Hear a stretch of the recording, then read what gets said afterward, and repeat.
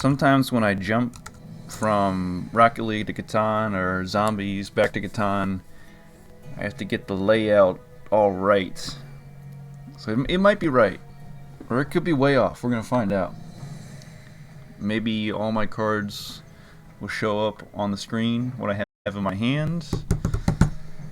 And I think we're live. I think we're ready to go. Okay, we got one person in. So let's play Cities Nights. Let me turn the game volume down a little bit just so I can hear myself coherently. I had a few people just add me before I started the stream, so it looks like they might want to hop in on the live games tonight. So we'll see if that works out. Actually, I'll go to the old trusty friends list, which keeps growing and must be marginally popular on Catan Universe. I'm popular in a virtual world, so you know that's clearly what's important, you know. And okay, for a second I thought Mac.Schleier was online and I would have been blown away, but it's Magic Mushroom 1971 that's online. So, still waiting for 5 to 6 player Cities and Nights capability, or 5 to 6 player Catan Universe capability. I have 2 waters this time, so anytime my throat goes dry, we'll have plenty of fluid. Plenty of 2 parts hydrogen to 1 part oxygen, multiplied out by a lot. So I'm on a tad early, so I'm gonna wait for a few people to hop on the stream that are trying to hop on. We got people from around the world, over in Europe, over and I don't know where else, trying to join in on the live stream. And again, I'll probably do tomorrow's at around noon-ish, maybe 1 p.m., maybe 11 a.m. We'll see how it goes. I'll probably, since it's gonna be so soon, I guess I'll just announce the specific time at the end of this stream. But then I also have to announce it on YouTube to let them know. So we'll figure out how I'm gonna do that. Maybe we'll just immediately post this live stream to YouTube after we're done. We'll find out. Okay, so we got 2 viewers on. Thank you for tuning in. We're gonna play some Cities and Nights with you guys, or you can just watch, whatever you desire. And I will, let me go ahead, let me start to set up a custom match just to see what's going on. See who's online. If I'm gonna try to remember correctly, see if there's any, like who I added in last time, and try to add in new people this time. So I see Rock Music Maker is online. I'll add him in. I think he only played 1 game last time. Magic Mushroom I know has played a few games, or at least I've invited, so let's see who else we got. Or maybe it sorts by who's online at the top. Okay, so I'll wait. We did get a friend request from Alex Killer. The player's already in a match. Okay, no problem. So maybe they just friended me, but they want to play in their own match, but they still want to listen along or watch the stream, which is an entirely third option, and it's still totally cool. Any way you want to watch us play Catan or listen in, that's great. Keep this little Cities and Nights clan growing just very slightly. So we got Marco Polo Chicken in saying hello. Hello, Marco Polo. Thanks again. You're probably one of my most regular viewers, which is awesome. I'm trying to think off the top of my head. You know, some days, once you get to Friday, after 5 days of just working, sometimes your brain is just, it's on low power mode. You're trying to keep it going, but sometimes you just gotta veg out a little bit after a long week. But anyhow, Marco Polo, are you looking to play with us tonight? I am trying to give new players who have not played on stream an opportunity, but if we don't get those, I will gladly add you in if you want to play, or you can just watch. I know it's is it 12:32 at night where you are? Because I think we discussed the 6 hour time difference between us. And you are Nikki Lou on Catan Universe, and you're on YouTube. You're Nicole. Is it start with a L? The last name I'm totally blanking on it, but anywho, or maybe you don't want me to reveal the full all those details. So apologies, but you said how was the boys' night? The boys' night was great. We got some Asian food, some of my favorite cuisine, and that was awesome. I had it's called poke. I think it's called. It's spelled Poke. There might be an accent over the e, kind of like in Pokemon. But yeah, it's basically raw fish mixed in with warm rice and all sorts of other things you can add into it, and it was great. And got to catch up with the boys, some of whom I have not seen in a while, and they love to play Catan, but we haven't played Catan in a while. Usually I play with them in person, but it's been a while. Obviously COVID and whatnot. So Katie OCBB is checking in, saying hello. Katie, how you doing? And Marco Polo says, "Yep, I would love to play." Okay, so like I said, I want to give other people a chance to hop in for the first time, but it may just be that it's just a small group of us once again. So we'll figure it out. Marco Polo also says, "Amazing how you remember all my names. You can reveal them." LOL. Okay. So yeah, I think I know you under 3 different names. So somehow, if there's a fourth, if you join the I'm on this Discord. It's called World Series of Catan, and some person under the username Kerr or Care, like Kerr, he found me on YouTube and then added me to the Discord. So if you end up getting on that Discord, where that's a way for networking and matchmaking to happen on there for Catan Universe. But I tried to do that, but I can never link up with people at the right time on the Discord. So I was like, I already have a YouTube channel. I already have a small following. So why not just try to get my viewers to play with me instead? Be more direct. But yes, I do know you by 3 different names now, so that's pretty funny. Okay, so we will get started here around 6:40. I'll give it till 6:40. See if anybody else hops on. Okay, the stream. Hang on. Okay, we're good. We're good. Somehow the Twitch window just like jumped to the left side of the screen. But we're back. We're back online here. Let me refresh the friends list. See what we got. Okay, we have the Promised Land. I know the Promised Land has played before.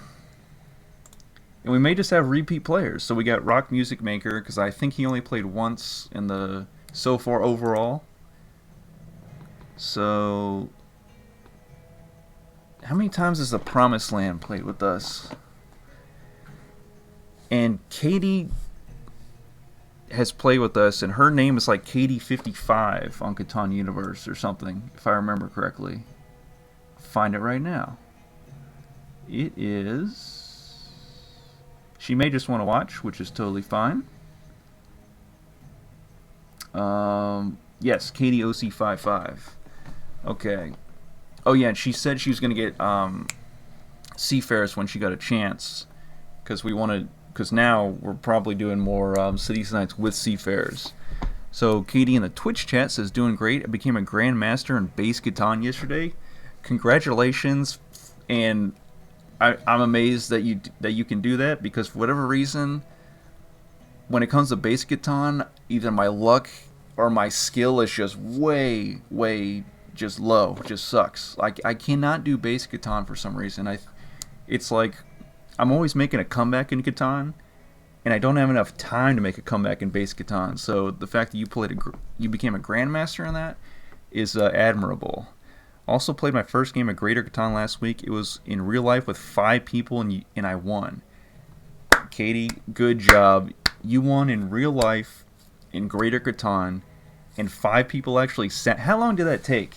how long did it take for 5 people to sit down and play Greater Catan, lay out all that whole board, all those numbers, all the cards, all the everything, and play through? My guess is 2.5 hours of play there. Because Greater Catan on the online is something, but in person, when you have to lay out all the pieces and then clean it up afterwards, that's even longer all around. Okay, so Katie says just watching today. Okay, so we won't be adding her in. Have to leave for work soon, but thank you. Okay, sweet. What time is it where you are? Like, are you working a night shift? Like, if you're in my time zone, you're working a night shift. But if it's like in the morning, then you're working a morning shift. Okay, so we have. It's getting close to 6:40. So what I'm gonna do is I will add in the Promised Land. Oh, I think Rock Music Maker had to go do something else, or just thought it wasn't working, or maybe just. Okay, here we go. He's back. I can add him back in. Okay, so we got Promised Land. Oh, it's already ready. Sweet. And we got Rock Music Maker, and then Magic Mushroom. I think has played about the same number of times. So flipping my imaginary coin, and Green Gazelle has played many times too. So Nikki Lou, I'll add you in for the first game, and then the next game it's gonna go to Green Gazelle if they want to play, and Magic Mushroom. And then I can add you back in the second game if there's a spot. But for now, does everybody have Seafarers? They do. Okay, sweet. Okay, we're gonna go to Oceania, because I think we went to the 4 Islands last time, and we're gonna get this started. I'm just gonna have full control over where we go, which scenario, because after all, I'm the creator of the custom match. So yeah, ultimate power. What are you gonna do about it? You can hack into the Catan Universe server and take over, but until then. But if you do hack in, make sure you roll less sevens, roll more, make the dice roll my numbers more often, because that would be much appreciated. Okay, so we have the Promised Land starting the game off. And Katie said almost 2 hours for Greater Catan. That's actually not bad. I may have played Greater Catan once or twice with friends in person, because they never wanted to play Catan as long as I did. So Greater Catan was usually out of the question. But 2 hours is pretty solid. You guys must have just been, focused on the money and just really into the game. So that's cool. And Marco Polo says that that's unfortunate you can't play today. I'm looking forward to playing with. Okay, talking to Katie. 5:30 p.m. Okay, so you're an hour behind me, and you're a waitress. Okay, sweet. Do you get free food? And is the food good where you're at? Like, what's your favorite dish that you like to eat? And then Marco Polo says, "Lucky me, thanks for adding me." Yes, no problem. So we'll. I just want to get a game started. Like I said, I was going for around 6:40 p.m. Eastern Standard Time, which is where I'm at. And okay, red goes for the 4-6-10. He points his road in between the 4-6, so he can build the knight, which would protect the 4 or the 6 if he chooses to build the knight there. Plus, he's probably going right for the coast to build probably a settlement on the 6 to double down, and then build a ship to start discovering fog hexes. And he has the wheat port as an option, because it's very likely that no one is going to build on that wheat port to start out with the whole city or settlement on there, because you would just be acquiring 1 hex. Although it is a 6, it's not as good as acquiring 2 or even 3 hexes.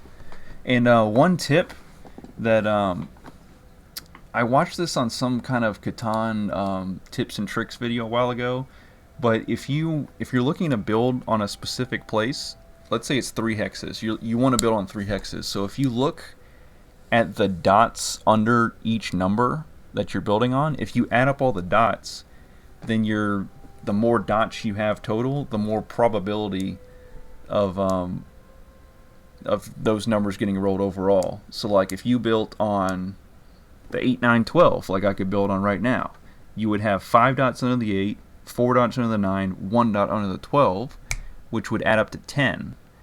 And then you could build on like the 3, 5, 11, but the dots would only add up to 4 plus 2 plus 2, which is 8.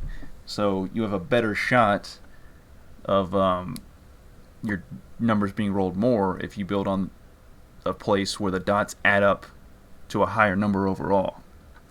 But then Katana Universe just throws a wrench in that plan, and it's like, well, our dice rolls are all over the place, so do with that what you will.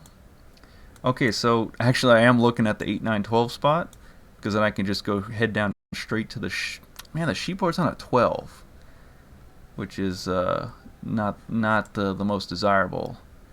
But I think actually what I'm going to do...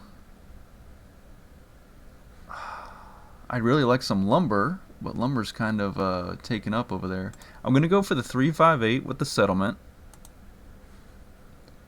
And I will build... I'll build on this way, see what happens. I could always turn to the brick port, or not the brick port, the brick hex, or go for that 3-1 port. And for my second spot, I'm going to build on the coastline. And then build a ship. That way I can...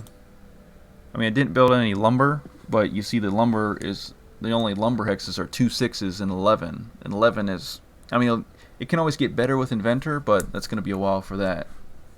So I'll go with the 8, 9 spot.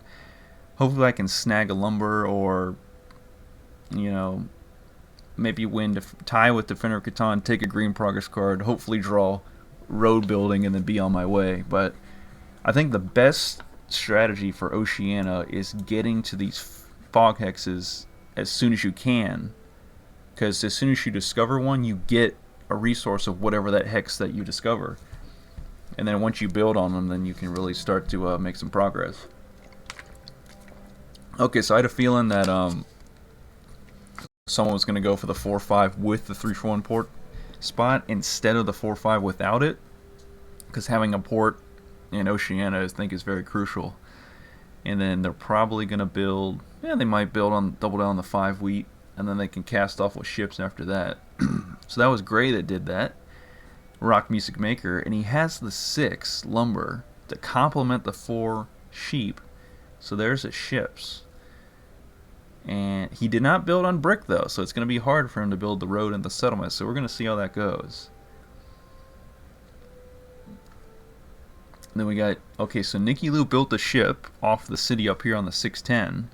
So they're going to have to build 1, 2 ships to the wheat port and get another 6 lumber, which is insane. Because of course Inventor cannot touch 6s or 8s. They stay where they are for the entirety of the game.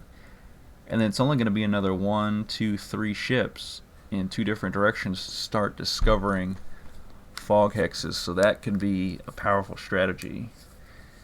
Okay, there goes the 6s. That's paper for Nicky Lou. Only lumber for Promised Land. Okay, here we go with the 6s. It's funny because someone commented in one of my previous videos about like 6s not being rolled really much at all. And then watch this game, they just get rolled a bunch. And the 8s I built on are nowhere in sight. So we'll see. 33 Celtics is checking in, saying hi all. 33 Celtics, how you doing? Thanks for tuning in to the live stream, watching us play some Catan. Do you have Cities and Knights? And were you trying to play with us last stream? I'm trying to remember. Was it not able to work out? Or do I have you on my friends list, but I can't remember your username? Let me know and we can chat about it. Okay, so I'm definitely gonna build a knight. Let's see if anybody wants ore. And of course I want a lumber. Okay, we got a check mark from Nicky Lou. Nothing from Red. Red says no. Rock Music Maker. He's thinking about it. I'll take the trade now. Okay, so I'll build... Do I build the ship? You know what? The barbarians are close. I gotta build the knight, and I gotta hope for the 5. That's all I can really do. And then hopefully I can build the ship later. Well, actually, now that I got the 9, I got the sheep right back. But I'm gonna be so insanely curious as to what that fog hex is that I'm one space away from with my ship.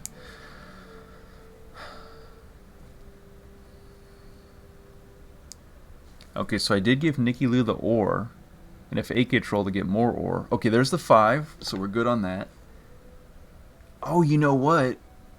I understand. Nicky Lou takes the ore not only to build a knight, but if they get more 8s to be rolled, or 8s in general, they'll get more ore, and they have the ore port, and that's how they're getting their wheat. Because they did not build on wheat.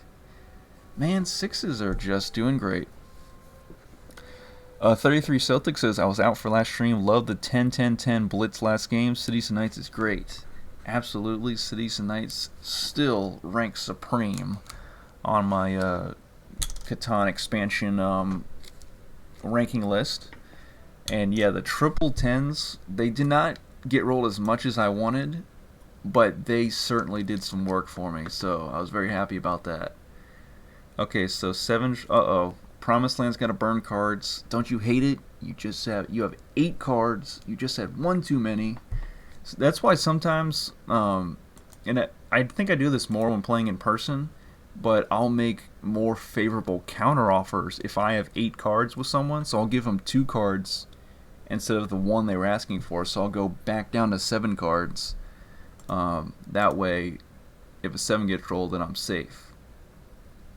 But I usually only make those sweet counter offers more so in the first half of the game, because in the second half that could be way too powerful. Because usually in person I'm playing just basic Catan with my friends, because when it comes to Cities and Knights, they're just like, oh, that takes too long, that takes forever, and basic Catan is just fine for us, and they call it vanilla Catan. They just want some 1 hour Catan, nothing more, and then be on with their day. Or the hangout. The hangout usually goes Catan, basic Catan, and then after an hour everybody gets bored of it except for me, because I love Catan. I'd love to keep playing. And then we just move on to other games we have. We have Coup, we have Betrayal on the House on the Hill, I think it's called. We have we have a couple other games that I can't remember off the top of my head, or we'll just diverge over into video games and we'll play Mario Kart Double Dash.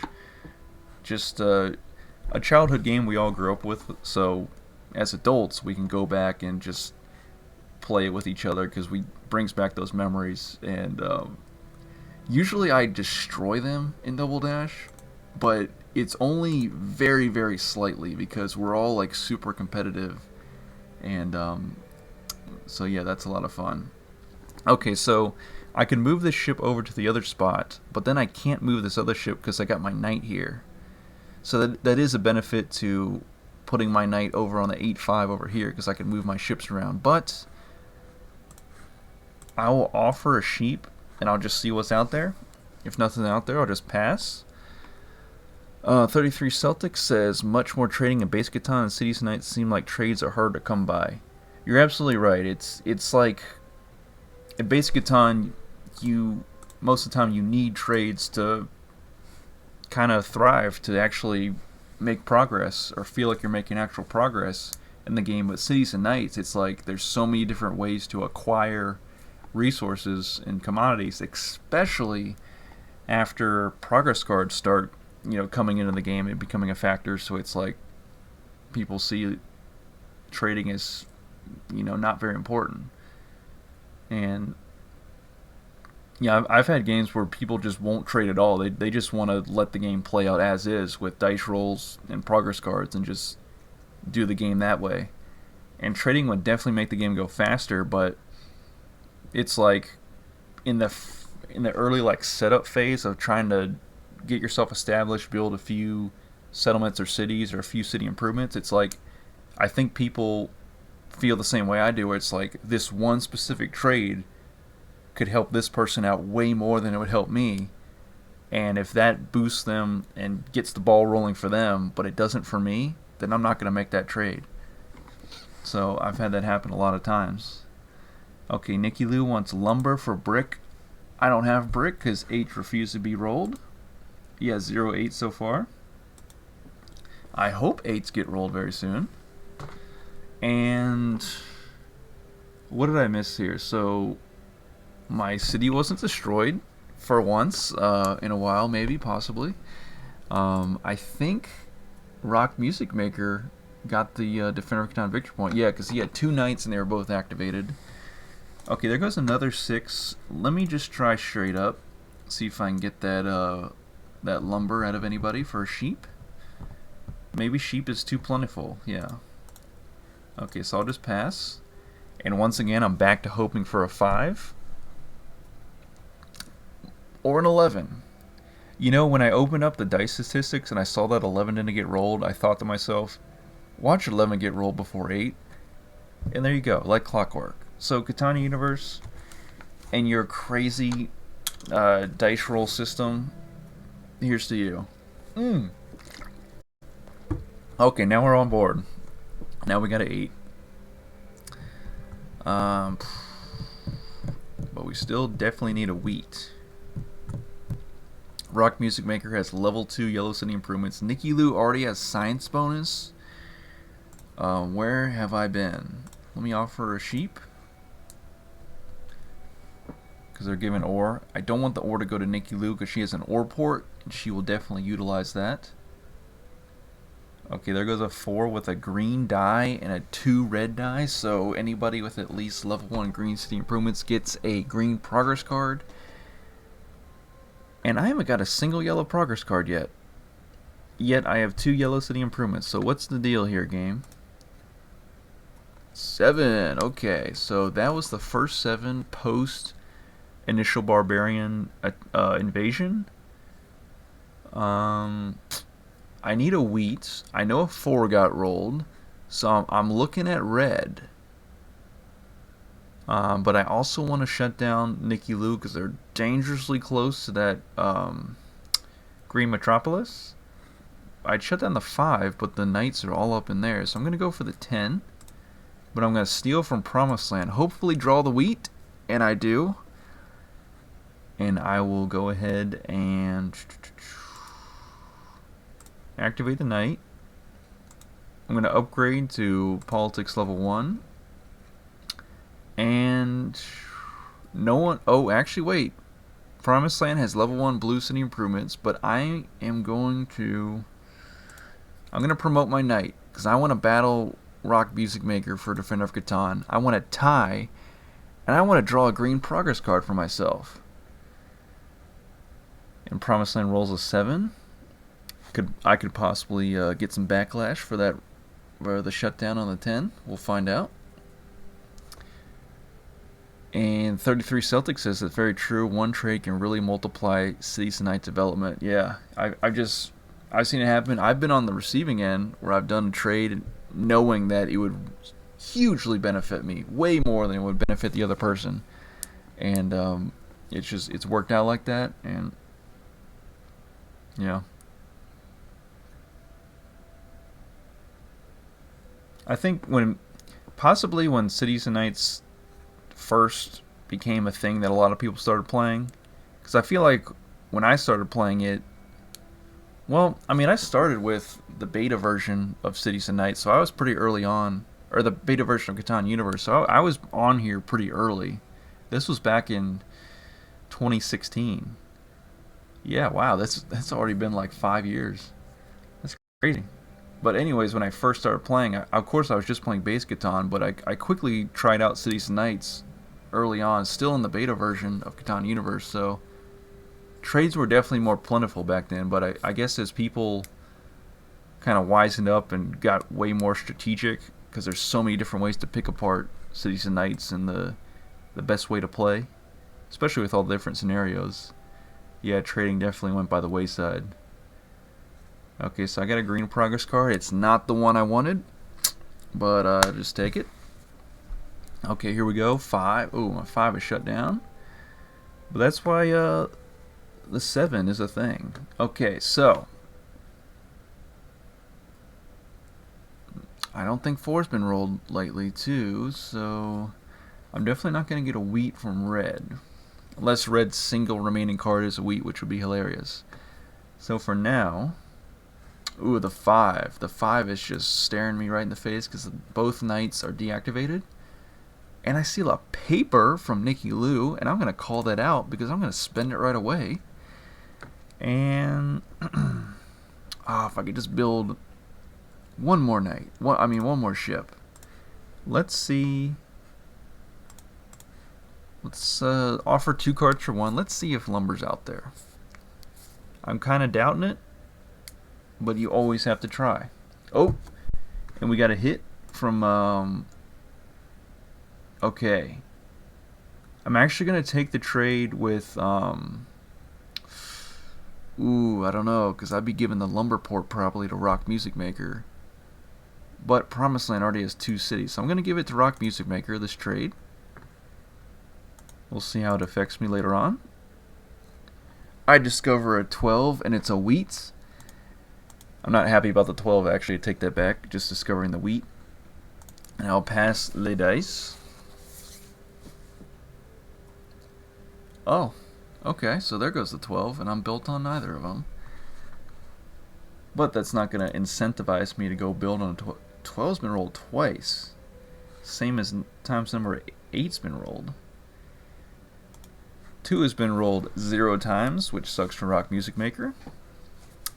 And is the stream still looking good? Oh, we have 5 viewers. Wow. There was some thing on Twitch that, like, some achievement I'm supposed to achieve where you get like 5 different people chatting all at once. But I think that only really happens once you have a lot more viewers watching at a time. Because not everybody chats, and that's fine. People can just sit back and watch. It's you know, it's just entertainment for some. You don't have to critique and gameplay. I get a lot of constructive criticism on YouTube about my gameplays, and people will point things out like they are very on the money. They'll be like, okay, at this exact minute mark in this Catan video in this game, you did this, but you could have done this, or a turn earlier you could have done this.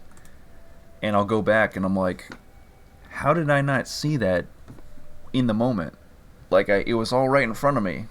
But, you know, sometimes there's just late in the game, especially Cities and Knights, there's so many different things to factor in or to consider.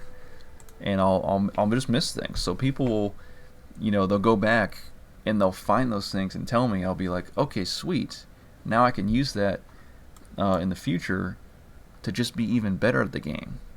So you guys are helping me get better, and hopefully the gameplays are helping you get better, and then one day I'll just play more of you guys and more of you will just destroy me, which is great, because then that'll encourage me to get even better, and just hopefully it's just a positive snowball, I guess is what I'm saying.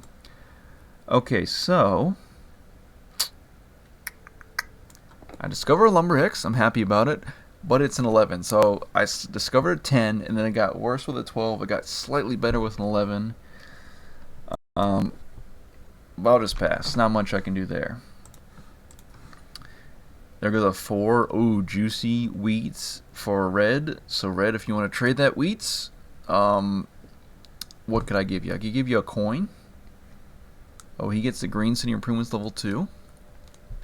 I guess I should not call out what else I have in my hands, so I'll just lay low for a little bit. I'll just offer the trades on my turn instead. That's what I'll do.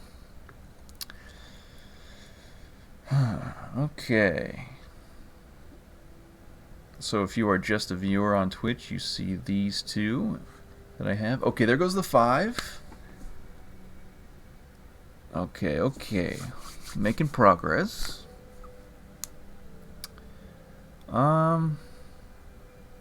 What to do, actually? So many things to do. So many options. I could build.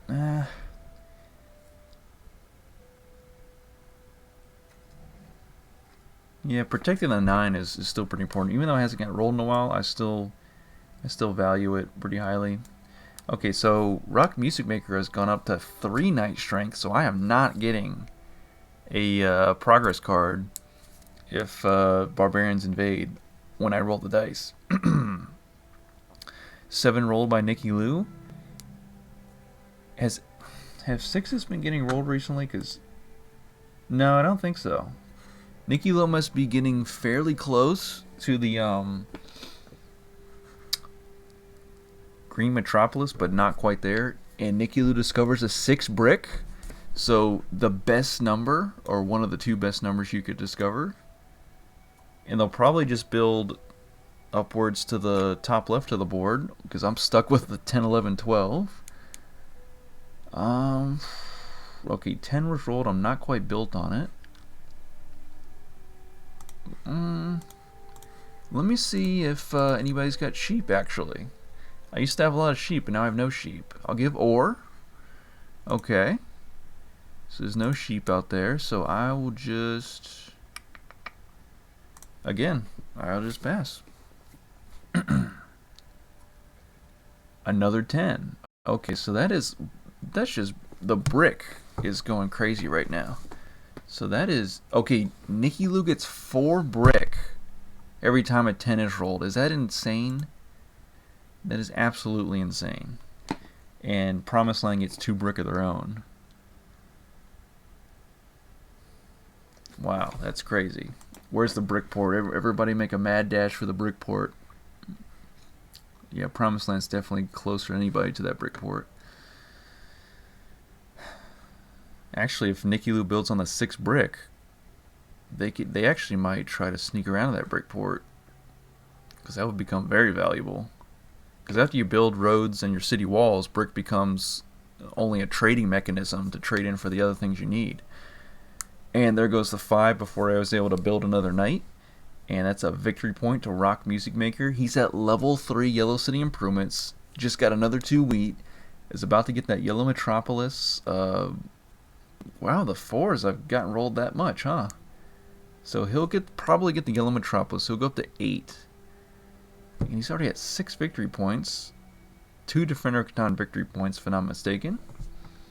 There goes a Juicy 7. And because I got that paper earlier, I get a green progress card.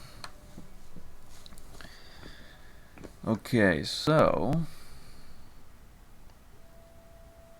I don't really want to build in the 10-11, but in terms of number diversity, I guess that's what I'll do.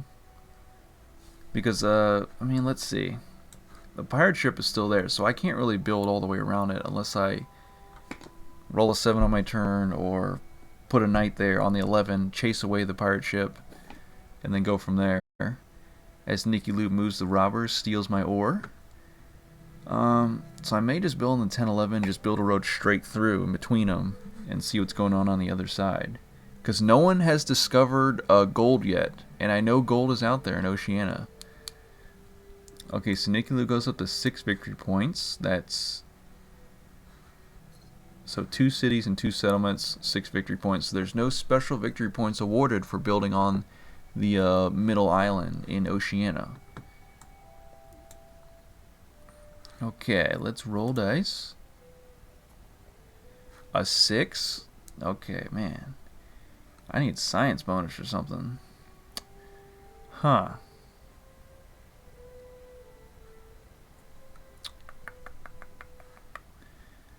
So actually, what I'm going to do, use my irrigation. I'll grab the 2 wheat. Let me see if the trade's out there first. I'll offer wheat for lumber. You know, people might want to reactivate their knights. Resounding no from the crowd. So instead, I will activate this merchant that I've been sitting on for a while. I'll go to the bank, trade in 2 for 1, and I have the exact cards I need to build a settlement on this 10-11. It's not my favorite spot, but it's a spot. So now I have 3, 5, 8, 9, 10, 11. Juicy 8 gets rolled, but my brick is shut down. Okay. Definitely gonna need another city here soon. Because I feel the game's slipping away from me and going towards its Rock Music Maker and Nicky Lou. They're both gonna get a Metropolis. It's just a matter of when. The Promised Land's doing fairly decent. They have a good spread of city improvements across the colors, but they definitely need more city improvements like I do.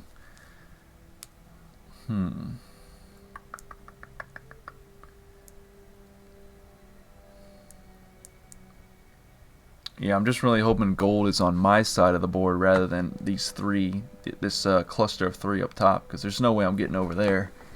Watch gold be like an 8, because we see there's 3 6s on the board. One was discovered in the middle. There's already 2 that we knew about. There's already 2 8s we knew about, so maybe there's a third 8 lurking in these last 7 fog hexes. And if one of them's a 8 gold, then someone's gonna be very happy. Okay, 10. I benefit off 10, but now brick just is right back in my face. It's going over to Nicky Lou and Promised Land once again. Longest road coming out to the party. Look, okay, this game could be. I'm gonna call it. Nicky Lou's gonna win this game. They just moved their knight and squashed Red's level 1 knight, and is now in prime real estate to build a road and build a settlement on that brick port. And if 10s keep getting rolled, yikes. That's all I gotta say. It's all, and 6s too. Okay, a 3.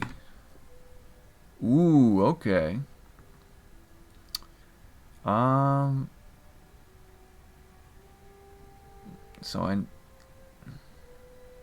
So I got a blue progress card, and Nicky Lou got a blue progress card because they only have 1 progress card in their hand. Well, actually, everybody did because everybody has 1 blue city improvement. So what I'm gonna do is I'm gonna build politics level 2, and since Nicky Lou is getting way too powerful, things are getting out of hand. I'm gonna see what that blue progress card is. It's wedding, and am I gonna use that now? You betcha. So I'm going to get 3 cards. I'm going to get 1 from Rock Music Maker, and I'm going to get 2 from Nicky Lou. Okay, that was good. That was good. I'll take that. Yep, this is going well. Wedding is always the worst if you have to give away cards, because you're like, well, now the player that's lagging behind is now going to jump ahead and catch up with us. And yeah, that's exactly what I'm going to do. Okay, so waiting on Rock Music Maker to give up that 1 card. And also, if you start stealing stuff from people, like progress cards or resource cards, then you got to make sure you build stuff really quickly, because they might have progress cards of their own to steal from you on their turn. So if it just goes back and forth, it kind of cancels out. But if you can build something before it gets to their turn, then you kind of get ahead a little bit. So it's all these little specific steps you got to take. And your timing's got to be on the money. So let me build a knight. I'll activate said knight. And I'm going to use Smith now. So if someone has Deserter, I'm screwed. But we're going to find out. I can't chase away the robber yet. Maybe on my next turn we'll chase away the robber. Okay, there goes a 10. Okay. Whew. It's just too much. I know Nicky Lou has exactly 4 brick in their hands. It's just crazy. Okay, Promised Land whips out an intrigue, makes Nicky Lou move their knight away from that contested spot, and throws the road out to cut off Nicky Lou to that brick port that I was so certain they were going to get. Wow. So me and Promised Land actually worked in tandem. I used Spy on Nicky Lou. Promised Land used Intrigue. So Promised Land, actually, they did the main bulk of that. So now the playing field is a little more evened out now. We have hope that Nicky Lou just won't completely run away with the game. Although they do use the robber to shut down Promised Land, which makes sense because Nicky Lou wants to be the only one gaining paper and lumber and charge a premium in trades possibly, or just keep it all themselves. plus get that green Metropolis sooner. 33 Celtic says that was a nice move from Red. He avenged the Squash Knight. You're absolutely right, because Red didn't have any other road off of his city to move the knight to, so it just had to get taken off the board, which sucks. Okay, so 7 of my own. You know what? Let me move. I'm probably going to get a brick. But I'm going to move the pirate ship here so Nicky Lou can't keep advancing up to discover more stuff. Yep, there's the brick. But I'm willing to bet that the barbarians will invade, so the knight will deactivate, but as soon as Nicky Lou can reactivate it, she'll chase away the pirate ship into my area, so then she can continue discovering fog hexes. In the meantime, I would love a lumber, so let's see what's popping out there. I don't know exactly what people want. Maybe an ore, or maybe they just don't want to give up lumber at all, which is fine. We'll just pass les dice. Rock Music Maker, does he have any? He might have some more. He has 1 card actually, so yep, it's a no. Okay, so I cannot do much. I'll pass. There goes an 8. Barbarians do not advance, which of course I have a high stake in them advancing because currently, yes, I am currently in the lead for Defender of Catan, but I'm expecting Rock Music Maker to promote a knight. Okay, so my merchant gets stolen, so I'm back down to 4 victory points. Crane? Science bonus? Wow, okay, so now I thought 1 Metropolis was going to go to Rock Music Maker and 1 to Nicky Lou, but now Nicky Lou is being challenged by the Promised Land for the Green Metropolis, and a 7 gets rolled, and I didn't have any city walls, so here we go. Let's do the Destructo. What to give up? It's so tough. Let me give up. Yeah, I'm going to have to give up all this stuff. It sucks, but what are you going to do?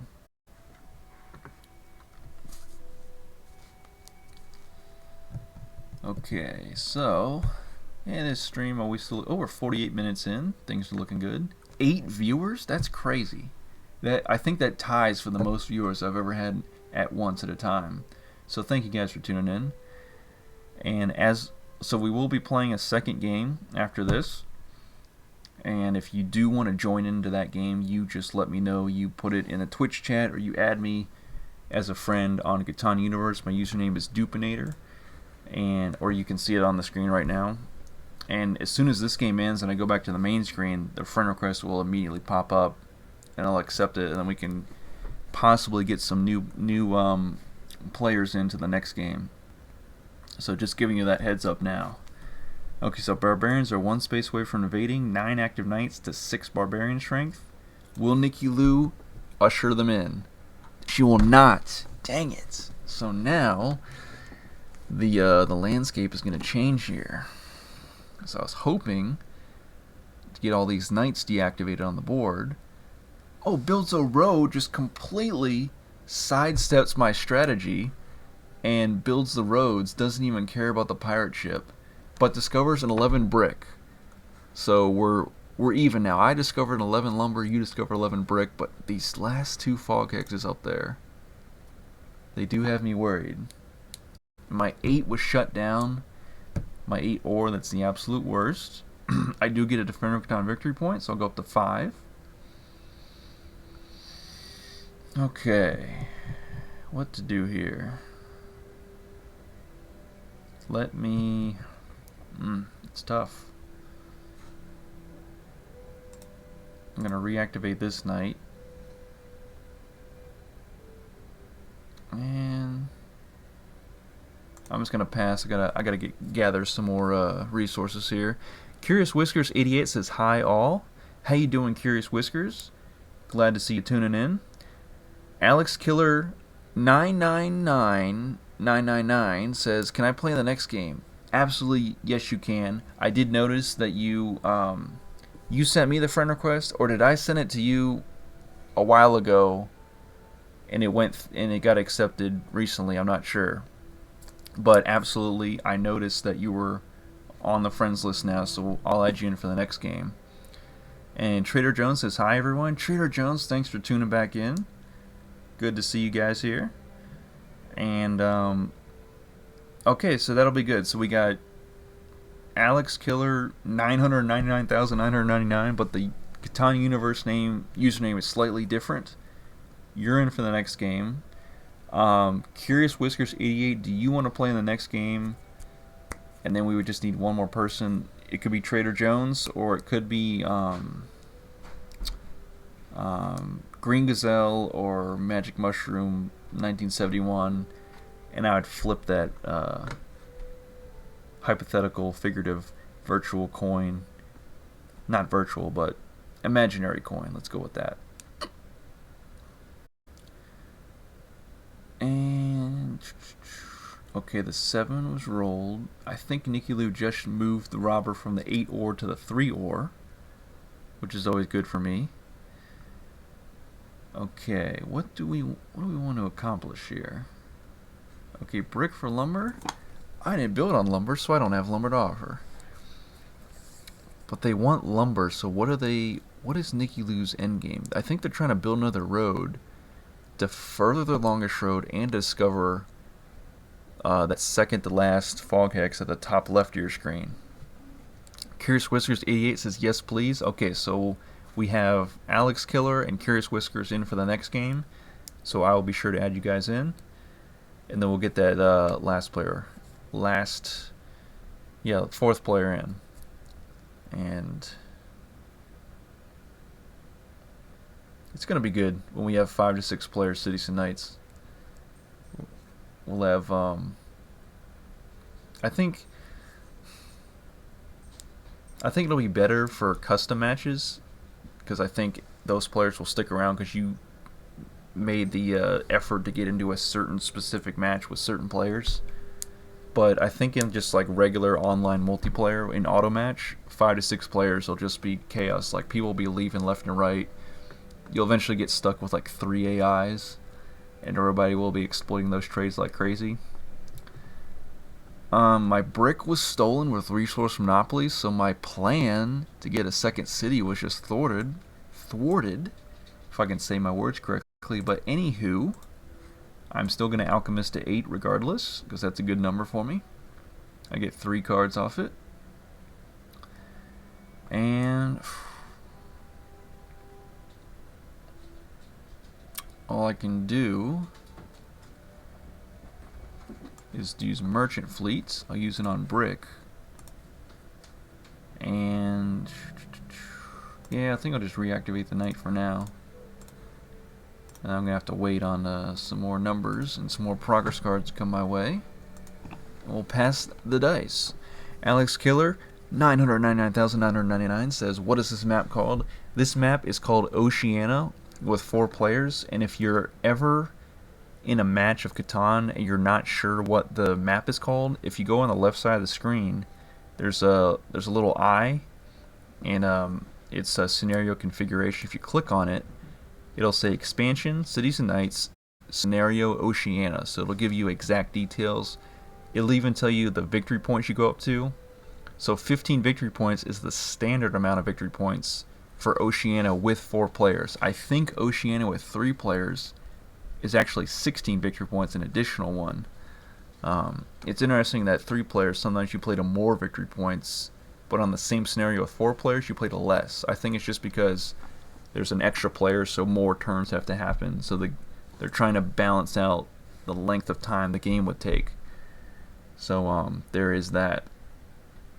Yeah, because Greater Catan 3 players goes to 20 or maybe 21 victory points, whereas Greater Catan 4 players only goes to 18, if I'm not mistaken.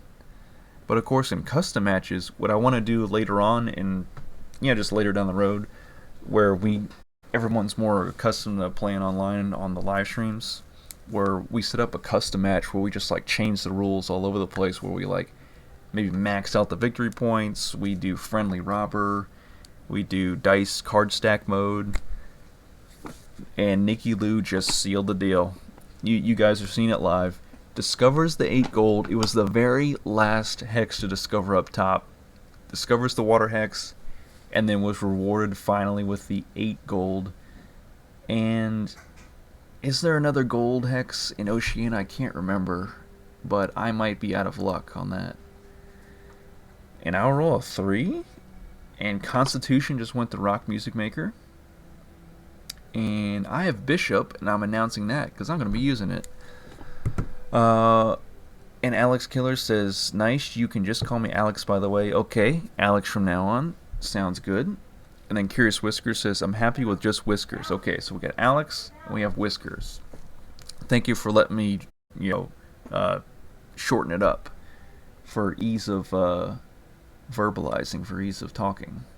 Okay, so back to Bishop here. I'm going to put it, obviously, on Nikki Lou, just run away with the game. Rock Music Maker's at 7, but Promised Land has 11 cards, so they could be getting that.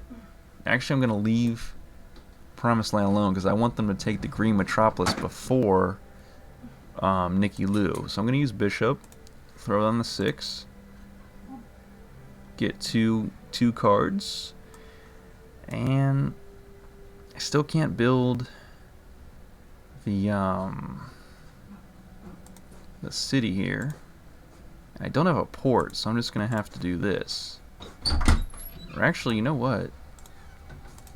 I'm just gonna get to Green City Improvements level 2, because if I hold on to, I'll be holding on to 8 cards if I just 4-4 on the sheet for the wheat, and then hold. Or yeah, 6 ore, 1 wheat, 1 claw. Yeah. Well, now I'm saying my whole hand, but that'd be 9 cards actually. So I'm betting someone will probably get rolled out and get screwed. So I'm not going to do that.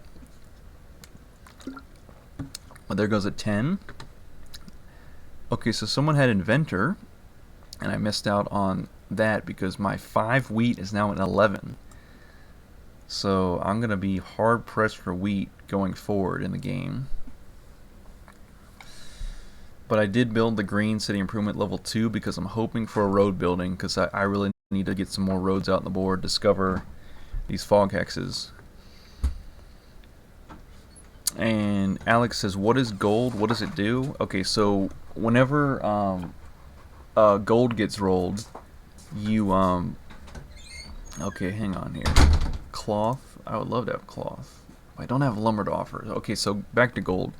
If an 8 gets rolled, then Nikki Lou is built on that 8, right? They're built on it with a settlement, so they're going to get 1 card. They're going to get 1 resource of their choice, not commodity.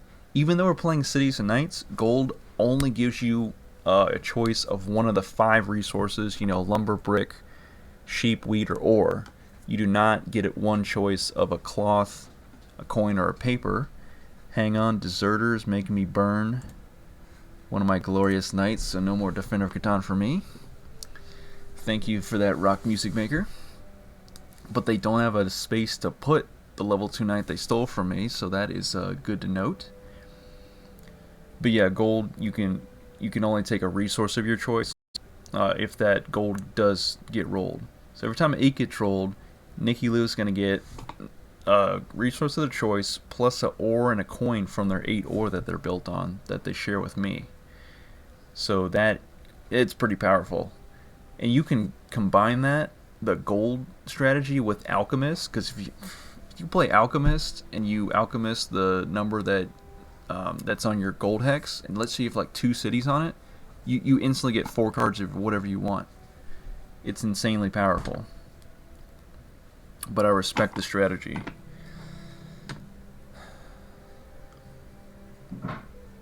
But yeah, if with gold, if you could take a commodity of your choice, that it would just be even more powerful. So I think they kind of toned it down just a little bit.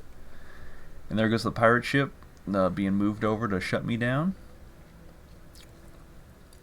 Because no one else really has ships besides me and Nikki Lou. Yeah, so. Also, looking at... Okay, there goes the city. the settlement upgrade to a city on the 8 gold. Diplomat stealing my road, ripping off the board. Dang, I'm stuck back at 5. I really need to get a city on the board. And Warlord? Okay. Nikki Lou, we get it. You're going to win. Just promotes the knight. Barbarians are 2 space away from invading. They just have this game down pat. And they're not letting up. And that's another 2. These random 2s just throwing me off here. Okay, so taking a look at number diversity, I have 3, 8, 9, 10, 11. That's it. So I am very far behind. Red has 3, 4, 5, 6, and 10. Gray has, where's Gray at? 2, 4, 6, 9, 11. And then Nikki Lou just has a bunch of numbers. 5, 8, 10, 6, 11. Yeah, just way too many. Okay, so Deserter. And Nikki Lou is probably going to give me the level 1 knight. And neither of the other 2 players had just a level 2 knight to give me, so I'll just take the level 1 knight. And I'll put it in the only spot I can. And I will chase away that pirate ship. And I'll put it... I kind of have to put it back here to get a card, so I will. Because if I don't put it on a space that doesn't touch a ship, like just if it only touches a road, I don't get a card from Nikki Lou, so I'll do that. And then I'll use... I'll have a look at their hand as well as Spy. Oh, sweet. Yeah, absolutely, I'll take this one. And then I'm going to get... Wow. I'm getting 6 cards right now, so let's use Wedding. Okay, so Alex says, what is the pirate ship? Does it replace the robber? No, so in seafarers, any seafarers, whether it be cities, knights, or just seafarers, the pirate ship coexists alongside the robber. So when a 7 gets rolled, you can move either one. You can only move one, but you get to choose. So there is that added element of strategy. And Nikki Lou has 4 knight strength, so I have to go ahead and I have to tie that. And I will... I really have 8 cards and I can't do much here. I really can't. I'll build a wall. I'll build a city wall and pass. And the pirate ship, okay, so what the pirate ship does is you can only place it on a water hex, and you can use it for blocking people from building ships, you know, off one island out towards another island. And if you place the pirate ship on a water hex that touches a ship that someone has built, you get to steal a card from them. So that's basically why you would move the pirate ship instead of the robber, because the robber, if it's not on one of your hexes on one of the island spots, then you might be like, okay, I'll just leave the robber where it is, and because I rolled the 7, I'll just move the pirate ship instead to shut someone else down and still steal a card from them. And then also sometimes you can, like I said, you can place the pirate ship with regards to like preventing people from building ships to other areas of the board, because with the pirate ship being placed where it is, Nikki Lou cannot build a pirate or a ship off their level 2 knight on the 6 brick. And they can also, if they have an open ship and the pirate ship is in that water hex, they can't move that ship to another area on the board. Because let's say Nikki Lou had an open ship off this already there on the 6 brick on the coastline of it. If the pirate ship wasn't there, they could move that ship over to the city that's on the coastline at the top of your screen at the 610 with the ore port. But if that hypothetical ship was there in the 6 brick, the pirate ship is there, so they could not move that ship until they chased away the pirate ship with the knight. So a big strategy element that cannot be overlooked, especially in Seafarers. Kind of a long-winded explanation. I hope that makes sense.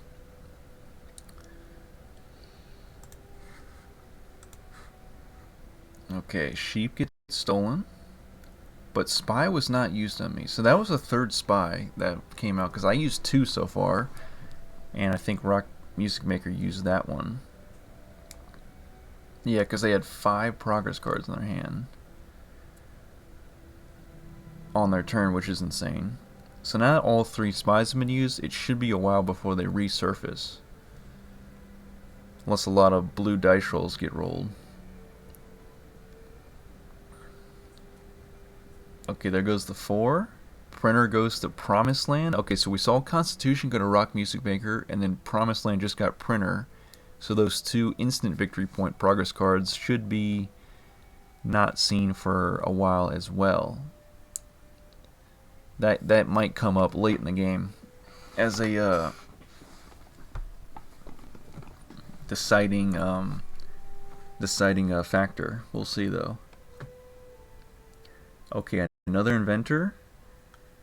Nicky Lou swaps the 5-11, so gains a 5 for themselves and gives an 11 to Promised Land. That was the 11 they discovered on that brick, and they just moved it over. But if I could roll a juicy 11, I'd be okay with that. Or a 6. Okay, victory. Okay, so we tied. What to take? Take a yellow one. Not what I wanted, but we'll take it. Okay, so Alex says, yes, I understand now. I've never played Seafarers. Okay, I got you, yeah. If you've only played Base Catan, then Seafarers, it's not that more complicated. It just adds a little bit more to Base Catan to spice it up. So, it's, yeah, just basically the pirate ship and building on new islands. In other scenarios of Seafarers, building on new islands grants you special victory points on top of the 1 victory point for the settlement. So there is that too. Okay, the pirate ship is out of here, but with road building, I'm just going to build some roads. Ooh, 5 gold. Absolutely. I'll absolutely take that. And I will take a wheat. And then for my second road, I'm going to build this way. 3 ore. Very nice. Saboteur. Why not? Let's go for it. Let's make everybody burn cards like the monster I am. Okay, so Alex says, I play Cities and Knights a lot, though. Okay, so you probably play Cities and Knights just on the first island, then. If you never played Cities and Knights with Seafarers.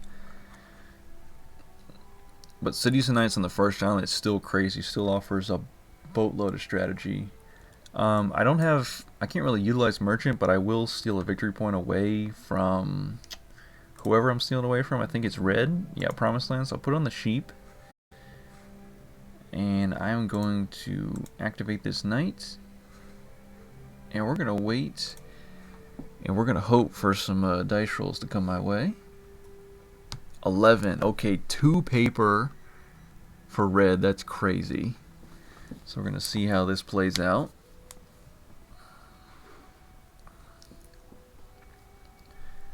But I am pretty happy about discovering that 5 gold. Master Merchant, so Promised Land can only take from Nicky Lou.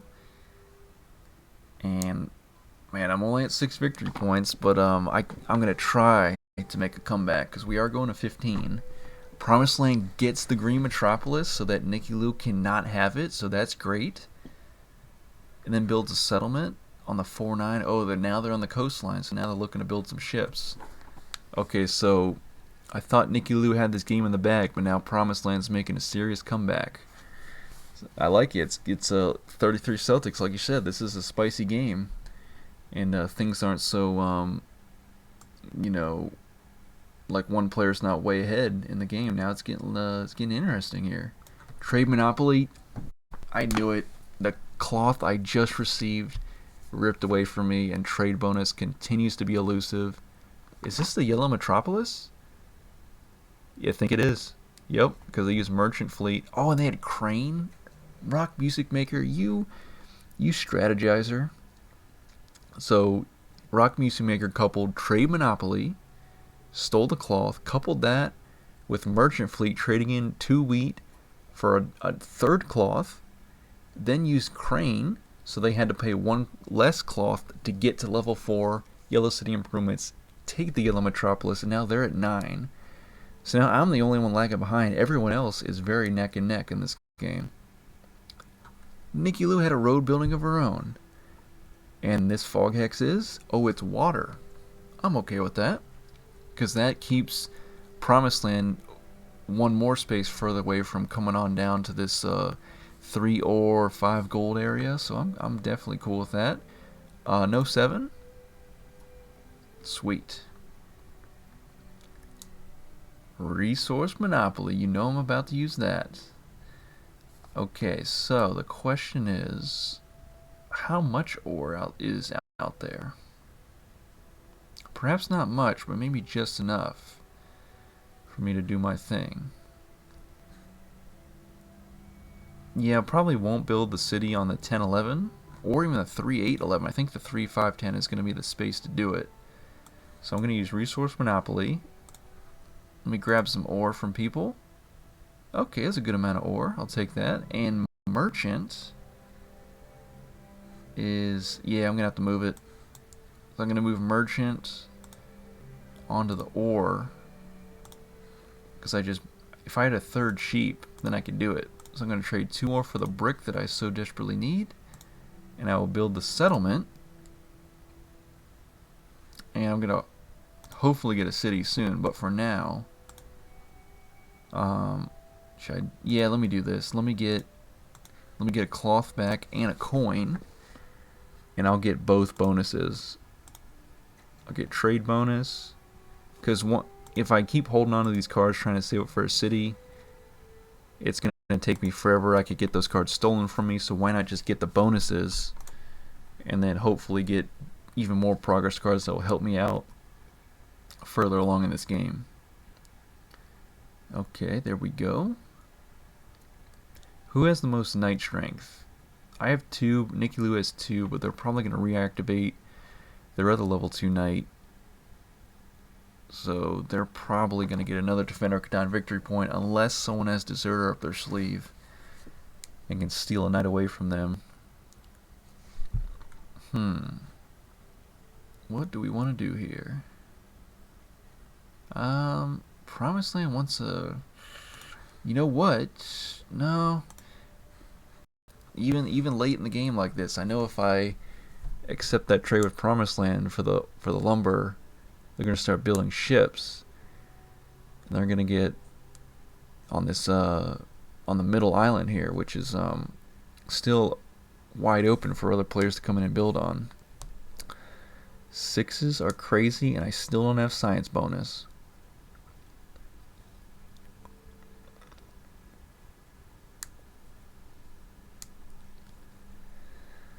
Okay, 8 barbarian strength, so it's really up to Rock Music Maker to build a or activate. No, they only have 1 knight on the board total. Yeah.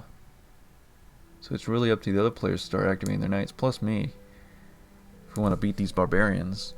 Another 6 gets rolled. That is a bunch of paper for Promised Land, so they're definitely gonna... they could probably upgrade to level 5 Green City Improvements if they really wanted to, depending on what progress cards they have in there, and they help them get more paper, either by trading in other cards or whatnot.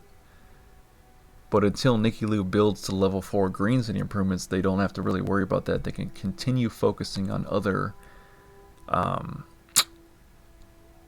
things, like Longest Road, more cities, Resource Monopoly. Okay, there goes all that lumber. So if I accepted that trade from Promised Land for giving me the lumber for a sheep, I would have just got the lumber stolen from me. Not that I had any inclination that was going to happen on my turn. I just there's just always the chance. I cannot see the future, so don't think I can. Although if I could, would I win every game? I would just know if I was going to lose depending on the dice rolls or whatnot. Okay, this is good. I'm liking where this is heading. So,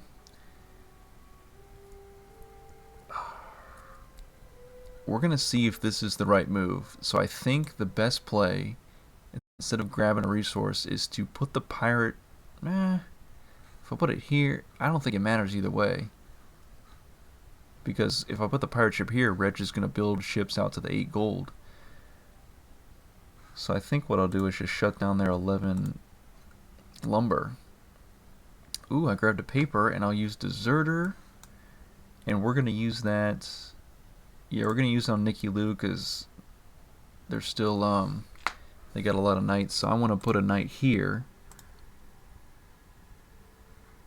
Oh, okay, I didn't see that one lurking right there. So now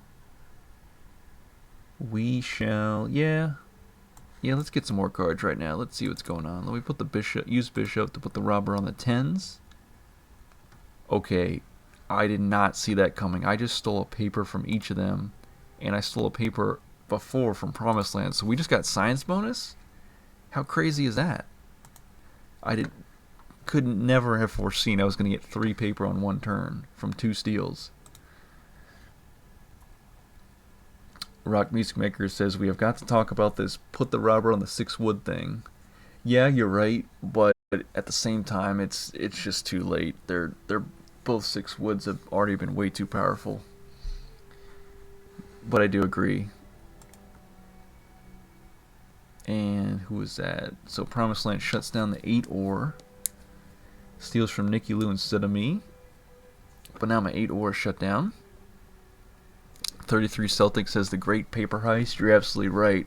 When have you ever stolen purely commodities off of robbers and bishops? And have it be the same commodity at the same time on the same turn? It's uncanny, really. But now I have... And this happens a lot, I notice, where the player that's not in the lead will end up getting all 3 bonuses, but will never acquire a Metropolis. So I may be at that point. Unfortunately, I mean, I don't want to be the losing player, but if I can't catch up sooner than later, it may be that way. 11, ooh, okay. But then all that paper just went back to Promised Land. I stole 2 from them, but they just got 2 back. Okay, what do we need here? Uh-oh, Deserter coming out. They're going to use it on Promised Land to take away their 1 remain. Okay, this is good. I think it might be better if we lose to Barbarian Strength. And now that Knight is no longer protecting Promised Land 6 lumber. So we have accomplished Rock Music Maker's goal. So that's good. Okay, now it's my turn. Yeah, if we lose to Barbarians, Promised Land has to burn a city. Oh, I don't advance Barbarians. Dang it. I was really hoping for that. Okay, so I'm going to take an ore off of Science Bonus.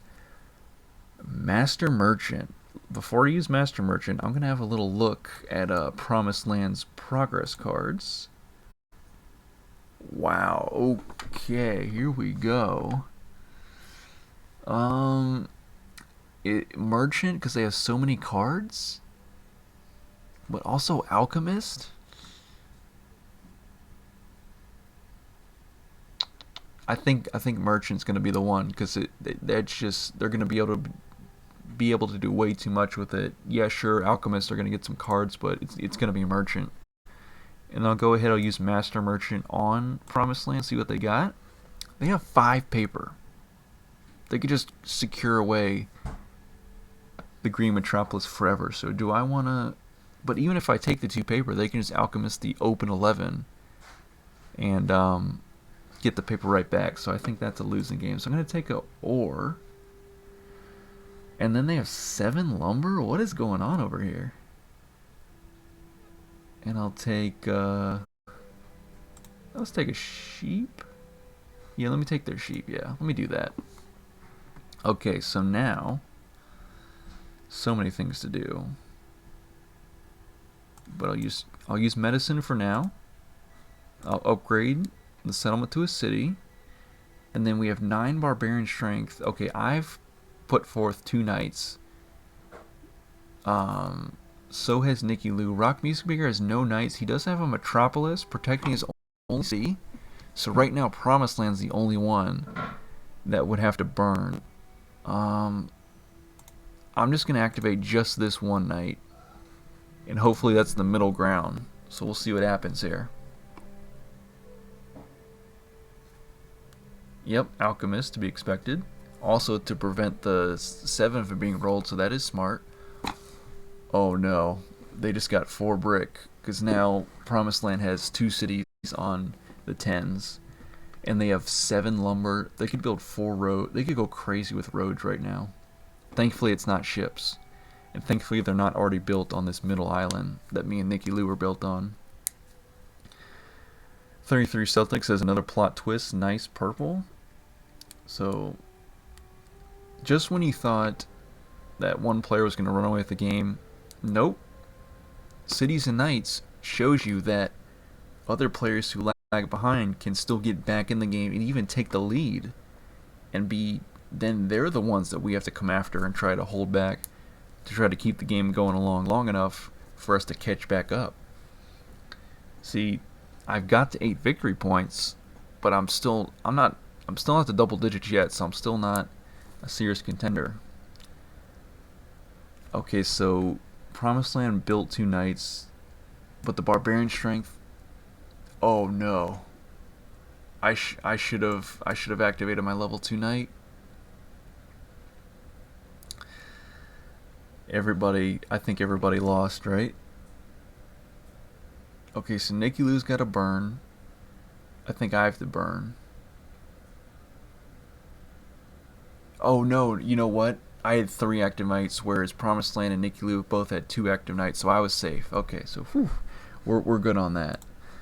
Wow, I thought I had to burn a city, and I was like, really? I was trying to avoid that, but we're good, thankfully. So 33 Celtic says, I thought the Master Merchant was a smart move to take ore and sheep. Yeah, because Promised Land could just get the paper, like I said, and get to level 5 anyway, so I wasn't going to stop him, so what was the point of taking the paper? Because there's no way I'm going to be able to steal the Green Metropolis from Promised Land, so why not take an ore that I needed for my city, and also a sheep, to prevent Promised Land from building any ships anytime soon. Because they had 7 lumber, so taking a lumber away is not going to do much. So I thought that by taking the sheep, I could slow down any shipbuilding. Because keeping Promised Land off of this middle island is gonna be crucial, I think. Because right now, Longest Road is better with Nicky Lou. Of course, it'd be best with me, the person in last place. So yeah, game is still very, very interesting here. KDOCB says, bye-bye, thanks for the stream. Alright, awesome. Thank you for tuning in. And have a good rest of your evening at work on your shift. And we'll possibly see you in the next stream. It'll be tomorrow, and then there'll be another stream next week during the weekday evening time. But thank you for watching. And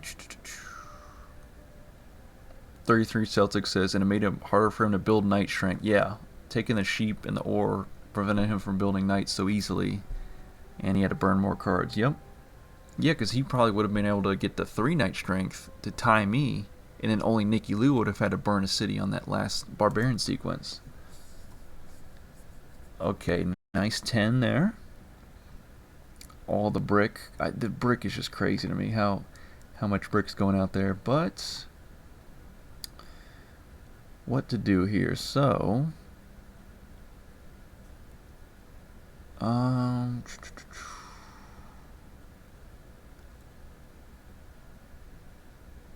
I think what I'm going to do... Where's Merchant at? Merchant is with Rock Music Maker, but I'm going to take Merchant, if I can drag it out there, and I'm going to put it on sheep, since I have a bunch of sheep. And what I'm going to do right here is build... Should I build 2 roads? Oh, no, actually what I should... Yeah. I was going to build all the way around the 5 to just keep it going, but I just... time is of the essence. We're running out of turns, I feel like. Ooh, a 9 ore, I'll take it. And then I'll use the sheep once again to trade in for the wheat. And I have myself another city, another settlement. Hopefully I can make it a city here soon. Okay, so 9 barbarian strength. With that in mind, I'm going to trade in cloth for the wheat. And go ahead and get a knight reactivated. And then I'll pass here. Yeah. Okay, so now a 5 would be amazing. Of course it's a 6. And yeah, because building around the long way around the gold would keep my road system in one continuous length. It would keep it growing. But doing this offshoot allows me to discover a hex, the last remaining fog hex, and then build on it. And then now my production's even better. And I can build out more roads later to try to steal the ever elusive longest road. Okay, I have to give up. Okay, I have to give up a coin because that's the only commodity I have. Uh-oh, so if Promised Land gets the blue metropolis, then I think they're definitely going to take the win. And I have level 3 blue city improvements, so I think I definitely got to get on that. I gotta take the blue metropolis before they do. And I also have to take longest road because Nicky Lou's at 12. So much to do. There goes an 8. Okay, I'll take it.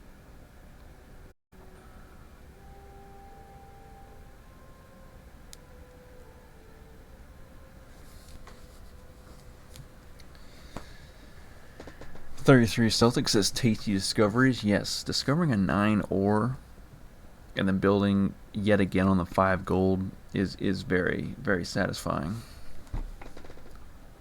And now that I discovered the 9 ore, now Rock Music Maker is seeing that building on the coastline, this 4 sheep, and then coming down to join me is going to be a very tasty proposition. I was trying to think of a different thing besides tasty. I was going to say tantalizing, but I don't think that's the right word I want to use there. Desirable. Let's go with that. Okay, 7 got rolled. I do have a city wall, so I don't have to burn cards. Unfortunately, Nicky Lou's got to burn 7. We'll see who they steal from.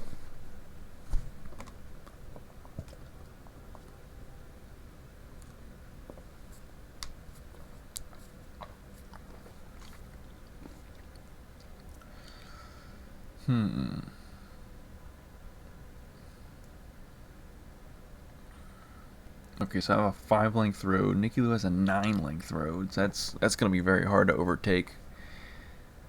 Yeah,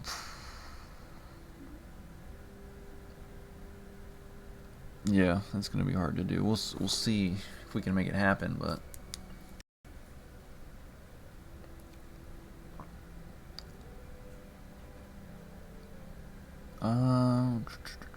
Rock Music Maker has 4 knight strength, so man, so many different battles to wage war on 3 different fronts: Defender of Catan, Longest Road, and the Blue Metropolis.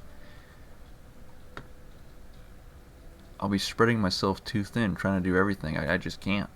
I don't think so. So, what's the best one to go for? Because Defender of Catan will push Rock Music Maker to 12. But they already have the Yellow Metropolis, and they're not getting Longest Road anytime soon, so that might be lower on the priority list. We also have the Blue Metropolis, but Promised Land's not quite yet at the politics bonus, neither is Nicky Lou. They're still at level 2 apiece. Longest Road Nicky Lou already has, and they do have the lead, so taking that away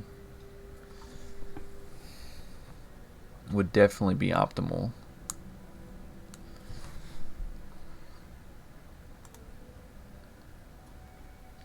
Four. Dang it. Science bonus. Okay, Merchant is with Rock Music Maker, so I'm just gonna take it away, just to take away that that ability, and then okay, so there's 10 active knights, so there's more knights than barbarians, so I'm gonna go ahead, hop in here, and tie with everybody. Actually, I'm gonna win. I'm gonna promote the knight. And then from there, I'm just gonna put this here, you know, not call too much attention to it. And what else can I do? Should I leave it at there? Yeah, I'll leave it at that for now. See what happens here. An 8 gets rolled, and those barbarians advancement I was hoping for does not happen.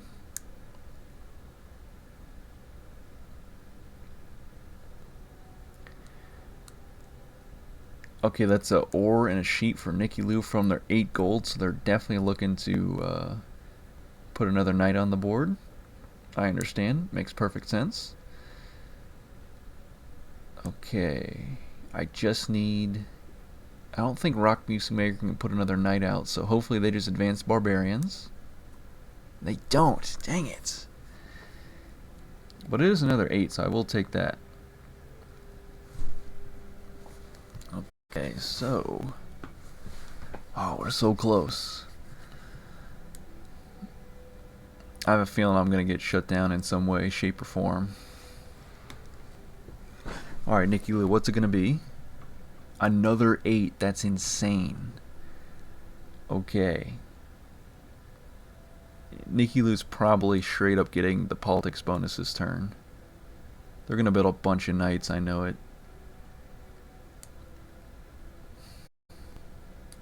They did advance the barbarians though, but it's too late. Okay, here's uh-oh. If this is politics bonus, please tell me this is not the Blue Metropolis. Okay, they actually move the knight and promote it. So they want to protect that 8 ore now, instead of chasing away the pirate ship, so that's good for me.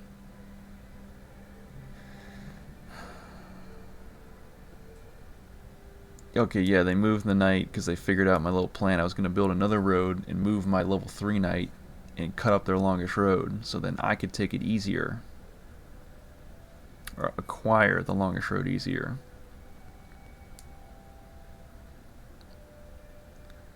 But now they're going to activate their other knight with that irrigation. Oh, they're going to build a city. Or maybe I'm just giving them ideas with my continual talking here. Nope, they do activate the other knights. Now they're at 6 knight strength to my 5. So they're going to get a Defender Catan victory point. They're already at 13 victory points. They have 4 cities on the board. It's going to be tough. Can I do it? I'm not sure. I'm really not sure if I can pull this off. A 4. Literally any other number would have been great. Let me take a wheat. Oh, is this... yes, this is happening. Okay, so wedding. Get married once again, so I'm going to get up to 6 cards. I'm getting 2 from every player because they're all ahead of me. So that was the perfect moment for a wedding to happen. 33 Celtics has married 3 times this game. Yeah. Just keep getting married. You just keep acquiring, you know, more resources, right? Okay, so irrigation is also going to come out to play. I'll grab 2 wheat from that. And it looks like the Blue Metropolis is mine because all those 8s getting rolled. I got all that coin. So I will take the Blue Metropolis before Nicky Lou can grab it. I'll go up to 11 victory points. Then I am going to activate this knight. Oh, I think I can make it all happen. So let's have a city here. I got a bunch of cards that turn. I'm at 12. Plus, I think I can do it. Yes, I can promote this knight to a level 3 knight. So now I have 7 knight strength, so I'm in the lead for that. Additionally, man, okay, what else to do here? I will put a road here, so irrigation is going to come in handy, hopefully. I still have merchants, and that's going to be, yeah, I'm going to leave it at that. There goes a juicy 9, perfect. Okay, we have a chance. We just need to make... Okay, so we made sure that Nicky Lou can't get the blue Metropolis so easy. Plus, they're not going to get the green Metropolis. Oh, here's another wedding. Okay, so it's not just me. What do I want to give up here? I guess I'll... Yeah. I'll give those up. Those aren't too important to me. So Nicky Lou can't get the blue Metropolis nor the green Metropolis. Rock Music Maker has the yellow Metropolis by far. Promised Land can't get to that yellow Metropolis either. The blue Metropolis is safe with me, so now it really comes down to Defender of Catan and Longish Road, plus any settlements or cities that people build. So Promised Land gets a city back on the board on the Brickport. And they have 3 city walls now, so they can hold up to 13 cards.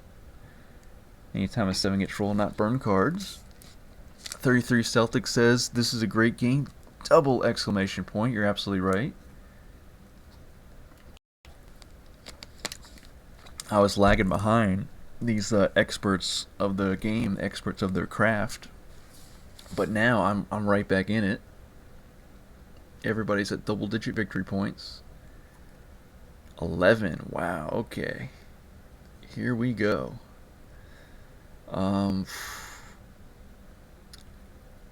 Yeah, now that Rock Music Maker is behind in last place, it would be better for them to take Longish Road, but it's just too much for them to build out all those roads. They're just gonna have to focus on building more cities and settlements, really, to just get their production up. So yeah, it basically falls to me to take Longish Road, but then that's gonna give me the lead, which is gonna put the big target on my back. So then everybody's gonna come after me because I'll be up to 14 victory points. And then we're going to 15, right? Yeah, this game is wow. This game is gonna be over pretty soon, actually. How long have we been on the stream? We've been on an hour 38. Time flies when you're having fun. Look at that. We still got 7 viewers on. Excellent. Okay, so wow, no 7. Sweet. Lots of 6. Okay, but that was victory. Barbarians invaded. Is that me? That's me. Okay. I just have to take Longish Road, and I win.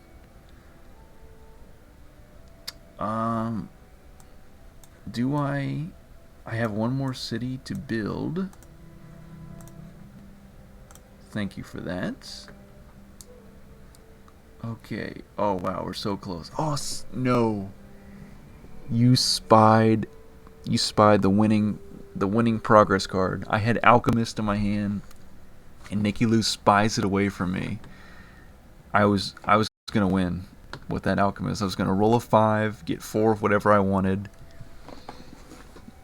Probably enough for 2 more roads, and just run madly away with the game. But instead, I don't think I can do it now. Because the Alchemist would also ensure I would not roll a 7. But now the game doesn't roll the 7. Amazingly, rolls the 8 instead. And okay, I may still have the win. Oh, if only I built these roads in a different area for the settlements. Trade Monopoly. I know that there is ore out there. I mean coins. So I'm gonna take the coin. Wow, there was 3 coin instead of just one. Okay, so is it longest road 7 to 10? I need 4 roads to win.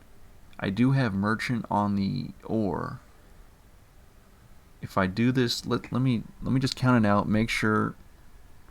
So Alex says GG trade the ore for the roads. So I think you're absolutely right. So if I right now I have 7. So if I do 1, 2, 3, 4, yeah. So here's 8, 9. Yep, you're absolutely right. Or I could trade the coin. I have 6 coin. Okay, guys, this is definitely a GG. I want to thank you guys for playing. What else do I need to do that? Yeah, sure. But somehow I've made it an epic comeback of great proportions. I really thought that Nicky Lou or Promised Land was going to win this game. Okay, I'm not trying to. The game's lagging on me a little bit. Don't crash. Let me just go to the bank instead. But longest road, it's always longest road. Always. Marco Polo says, "Wow, that sucks. You're the master of comebacks." Somehow, it just works out. Usually it doesn't. I've played many games where I just barely lose when I'm trying to make the comeback, but it worked this time. So very happy. But even more happy that my viewers got to play with me on stream in Cities and Nights, the best Catan expansion. Yeah, Nicky Lou had a very strong lead for the most of the game. Promised Land came up in the 3/4 away through the game and took the lead, and I was like, okay, they have it because they have 3 cities on the board. Nicky Lou did have 4 cities on the board, which is insane. But just the dice rolls going in my favor and just strategizing everything out, I was barely able to sneak away with that win. Rock Music Maker also played a great game. Yeah, very good game all around. Everybody played great. I think when you have everybody playing to the best of their ability, the best of what the dice rolls are offering, and like maximizing everything they can do, you're just going to get a great game and have a close game there at the end, which is always exciting. Okay, so I'm going to take a break for a few minutes and I'll be right back, but we are going to add in Alex and Whiskers. And actually, let me just get that queued up here. But yeah, I'm just gonna step away for 2-3 minutes. I'll be right back, and then we'll get that game going. Let's see if the friends list. I think the game's lagging a little bit because after a while, Catan and Twitch running at the same time on my computer is a little taxing. So I got Curious Whiskers, and then Alex. So I'll invite both of you, and then it's probably gonna be Green Gazelle, but I'm gonna hold off. If any, who do we got? Okay, so we still have 7 viewers on the Twitch stream. So if you're watching, if you want to play, but you're not on my friends list yet, let me know in the Twitch chat, and I'll add you in. If not, I'm gonna add in Green Gazelle.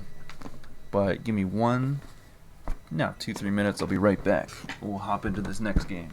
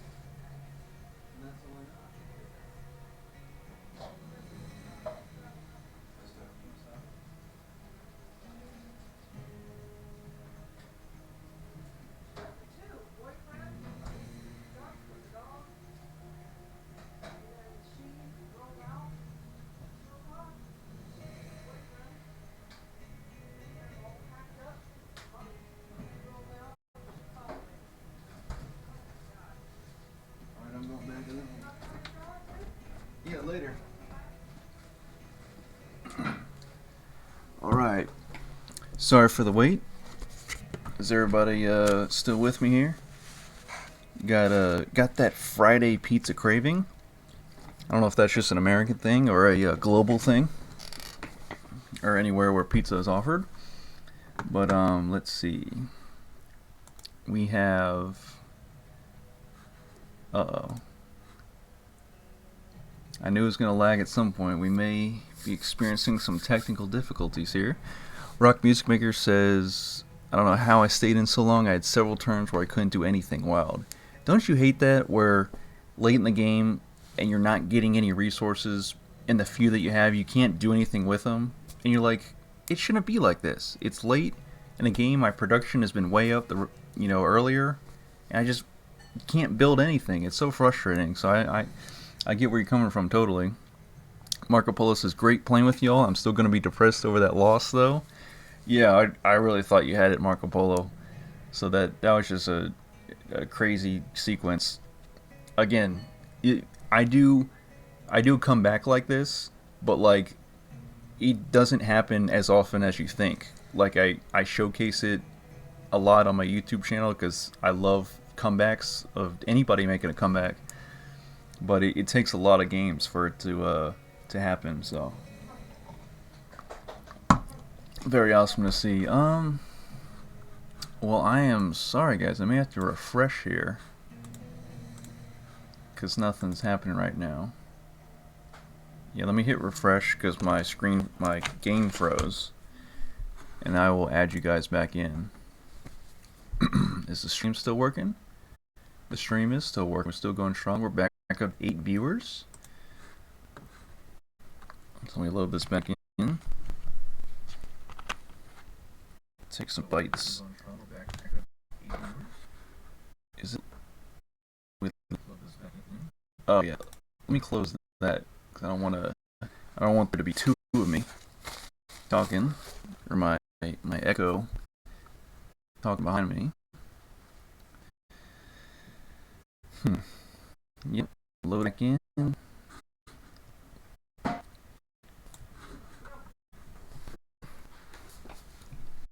Yeah, the game hasn't frozen on me like this in a long time. I think that's just a testament to how many updates and bug fixes that the developers have made.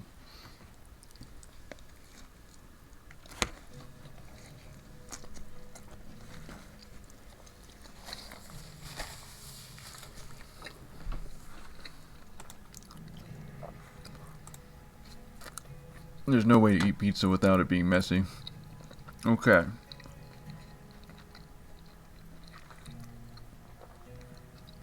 Loading up the friends list. Okay, we got Whiskers. Then we got Alex.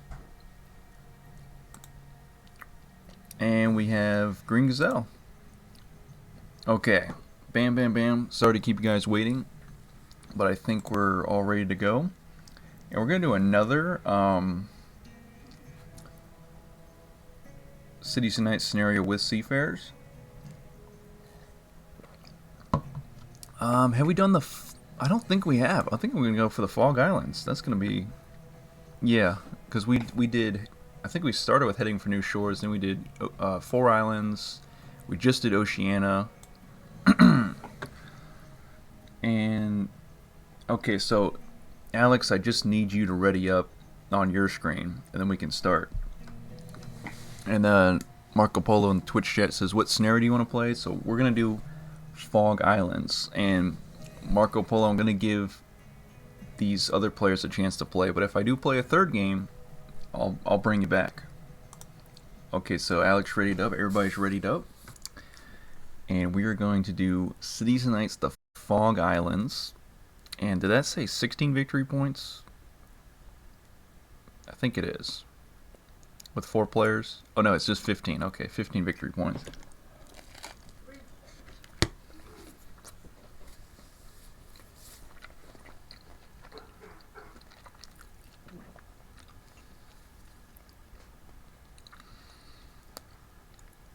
And Marco Polo says, I don't think we did Heading for New Shores yet, did we? Actually, I think you're right. I think I did that with random people on Twitch stream number 12 or 13 before I started playing with viewers. So that's why it was fresh in my mind. But yeah, I think you're right. I think I'll have to go back and look, but probably didn't do that one yet with viewers. And Marco Polo says, thanks for the invite, but I definitely can't make a third game. It's 2:20 a.m. Oh yeah, of course. I'm sorry, it's crazy late where you are, so definitely catch some Z's if you're about to go to sleep. And thank you for tuning in as always. Now, of course, in the Fog Islands, you got the 10 gold and the 11 gold at the bottom of the screen. You have to build towards them, but to start out, the board is a little more cramped and it's kind of in this weird shape. So it's going to be hard to get some good spots. But first of all, I'm going to go for this 569, so I can have that ability to build down to the coast without anybody, really contesting me. Plus, definitely double down on the 9 ore and grab the ore port.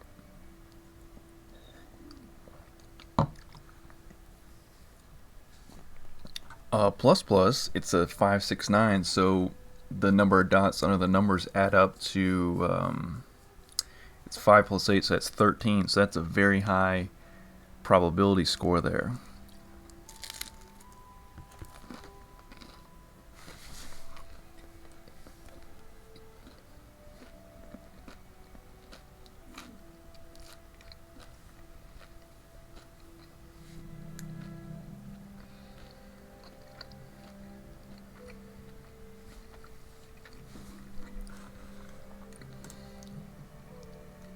Okay. Yep, stream still looks good. Yeah, we'll play this game and then we'll see where everybody's at. But could be the last game of the stream. Usually 2 games at Cities Nights with Seafarers is a good amount of takes a good amount of time, and everybody feels like it's a good time to call it quits, especially for some of you that live in a different time zone than me and it's just way late where you are. Like Alex says, it's 3:20 where she is. So is it she or he? Because Alex could go both ways, right? And is it 3:20 a.m. like in the morning, like 1 hour later than where Marco is? Because if so, that's even crazier. Because it's nighttime, but then it'll be daytime or sunrise in like 3 hours, right? Maybe 2.5.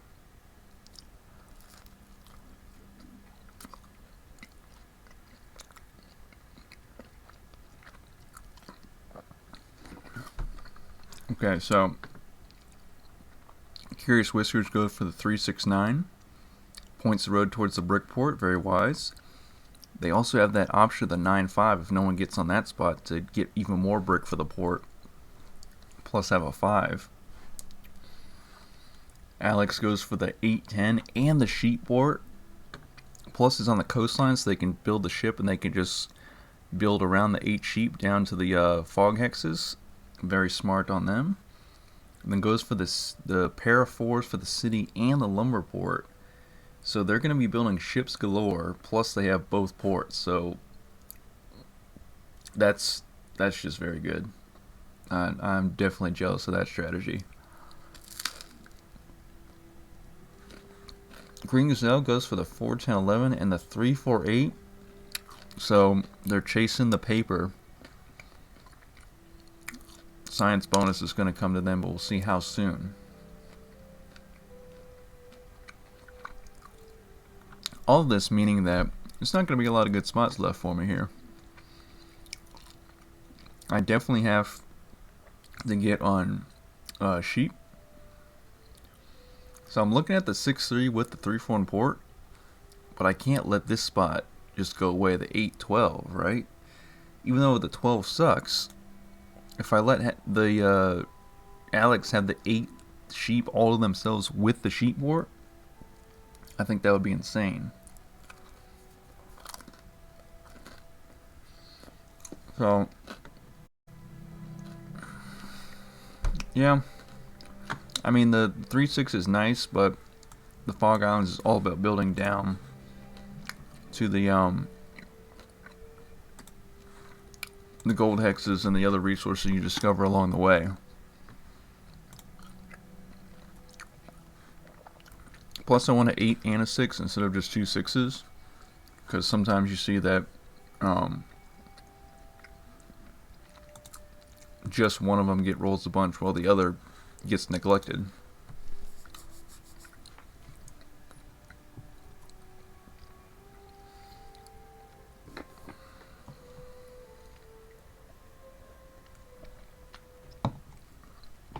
So Marco says, I love Fog Islands and Oceania.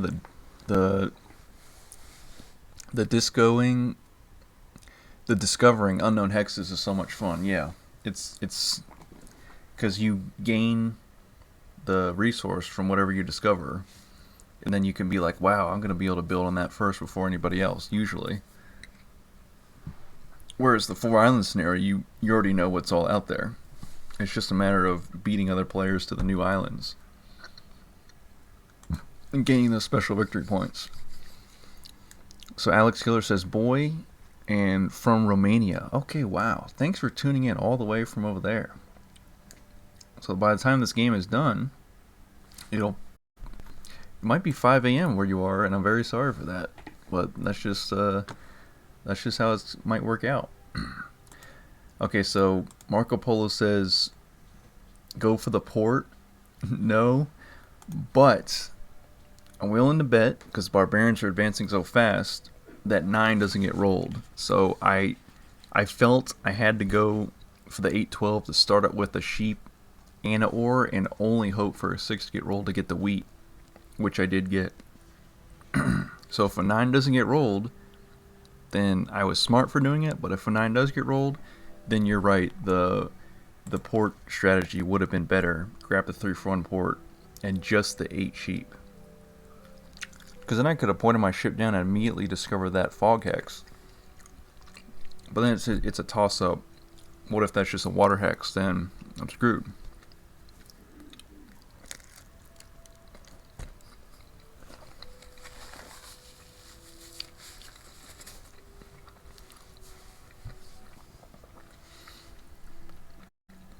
So far, no 9s to report, just 2 11s.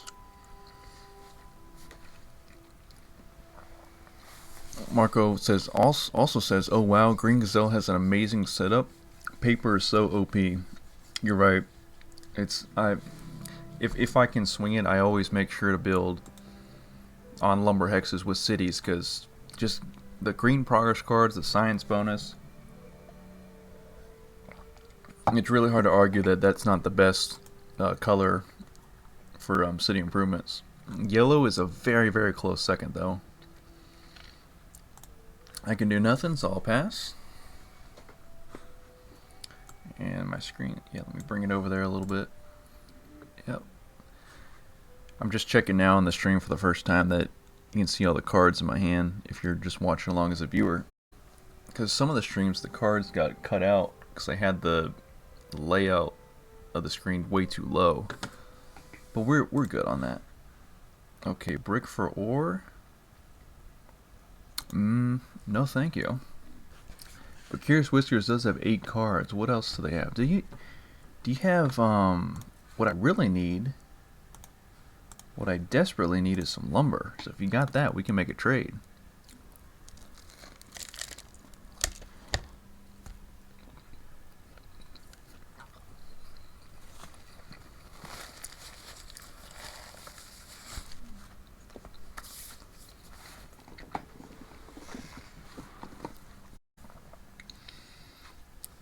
So Curious Whiskers did not have a lumber, because even though they started out with the lumber and a brick, they built the road towards the 9-5, so they're going right for that instead of the brick port first, which I do agree with, because the 9-5 they'll double down the 9, they'll gain the 5, they can build on the brick port later if they desire, because they already have a wheat port. So I see that, I respect it, raise my cup of milk to that. Dilly dilly and all.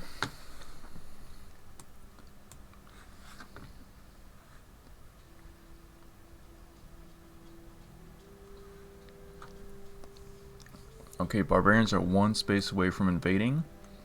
4 barbarian strength to 2 active knights. And blue is looking to activate a knight, presumably. And red has no knights. There goes a 7, but it's not barbarian die, it is a yellow.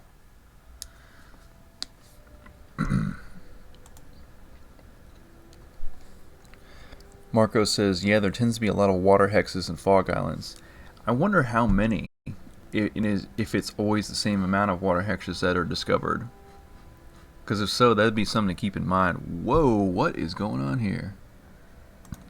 I'm taking that trade. Oh, he traded with Curious Whiskers instead. That was 3 cards, 3 different cards for a wheat.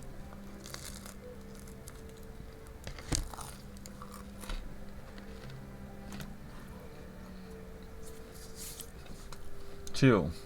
Really? 2 does nothing for me.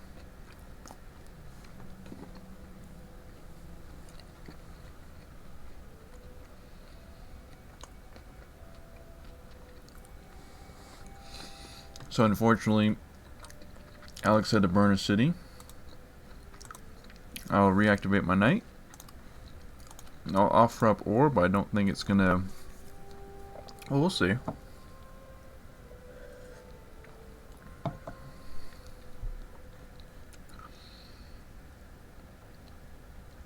So yeah, everyone else kept their city except for Alex. So they are back down to 2 victory points, but they still have that sheep port. And they're probably going to be building more ships here. And once they discover this hex, if it's not a water hex, then they'll be in business. But if it is, it's going to take a little while longer. Although they could move their ship from the settlement, the Sheepport settlement, over and discover hexes faster. That's a little pro tip, if they didn't already know that. And my 6 wheat, my wheat making machines getting shut down. Luckily I was able to activate my knight beforehand. And what do we got here?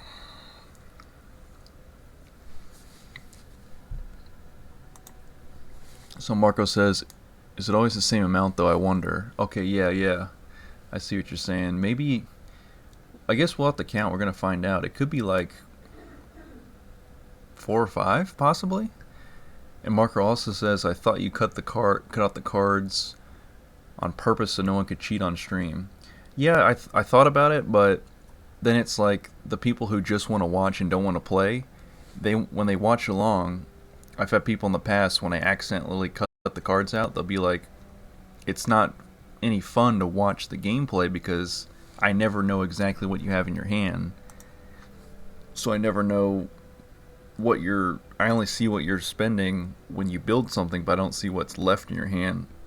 And the not knowing is it makes it hard to follow along. So that's why I just include it.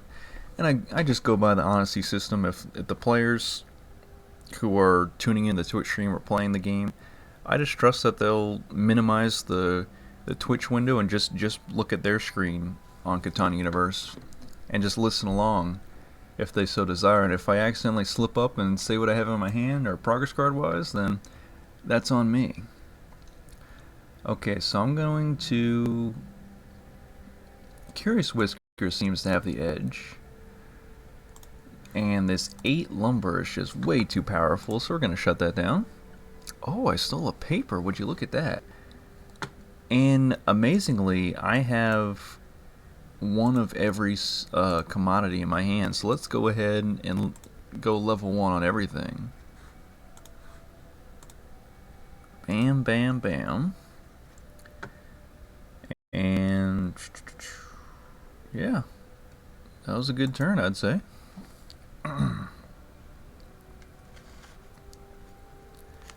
Oh, another 6, very nice.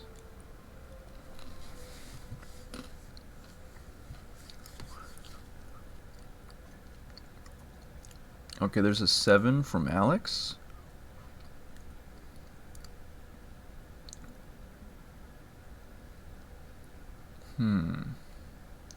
Oh, also, Marco, with regards to building the starting city on the 8 sheep with just a 3-for-1 port, I got a 12 and I got a coin off of that. So I am seeing a lot of benefit to this 12 so far.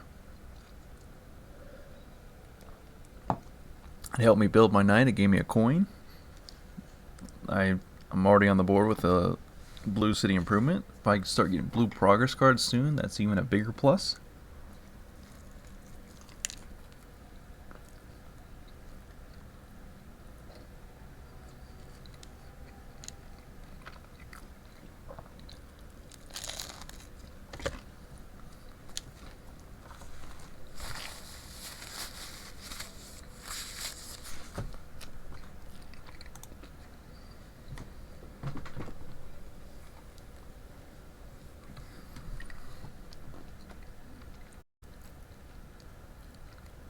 Okay. We gotta convince someone for a lumber. The 9 got rolled earlier. I got an ore. And Whiskers did not get a week because their 9 is shut down. But then the 4 got rolled. Alex got... Both Alex and Green Gazelle both got a bunch of cards. Oh, we have a counter offer. No.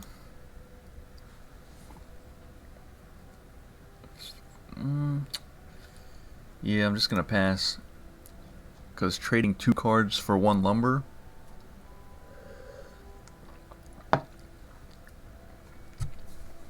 is not worth it when I'm so close to other things. Oh, so I got you, Mark. You meant the 6-3 with the 3-for-1 port on the top of the board instead, not foregoing the 8 entirely. Okay. Yeah. Like I said, that it's obviously the superior spot to the 8-12 with no port, but I wanted a 6 and an 8. That way, if one of them decided to not get rolled for whatever reason, because I've had that happen. I've had that happen enough times where I'm worried about it, where like some games 6s get rolled just off the hook, 8s get rolled barely at all.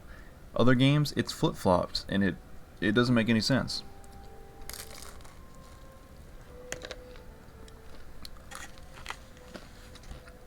But that's just how it happens sometimes.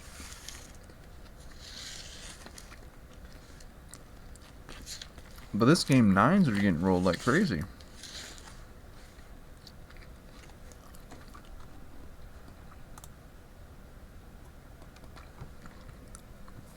Another 9. Okay.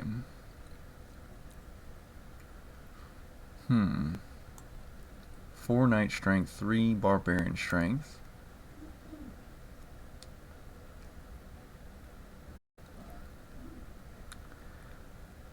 I really wanted to build a city, but I'm just not quite there. So what I'm gonna do, yeah, I'm gonna 4-for-1 the ore. I'll grab a lumber. We'll build a ship. Let's see what this one is. Oh, it's a Sheepex. Very nice. And I think I'm gonna grab an early Defender of Catan victory point, actually, rather than just letting everyone get a progress card of their choice. Yep, there we go.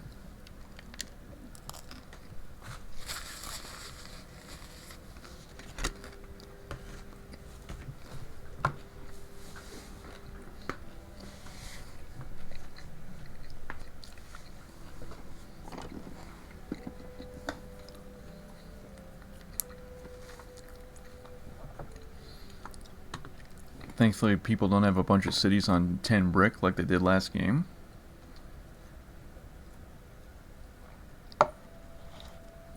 Uh-oh, here goes the 7. I'm presumably getting shut down. And I did discover a 3 sheep. I was really hoping it was going to be a lumber of some sort, but it was not. And the pirate ship goes on me. 3. And I can do nothing. Oh, another 7. That's exactly what I did not need.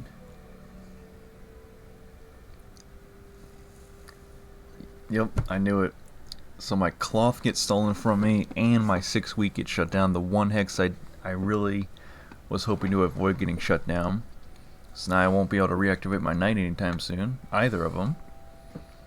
Another 3.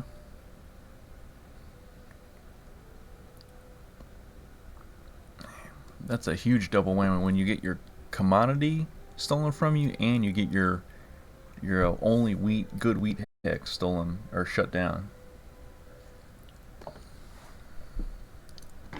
And then a 6 gets rolled. It's like clockwork. It's funny. See, like last game, things after halfway through the game, everything started working out for me. This game, starting out, nothing's working really. Although I was able to keep my city, so there is that.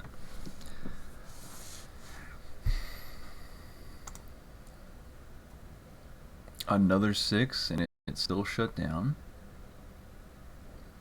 So at this point, all I can do is use irrigation.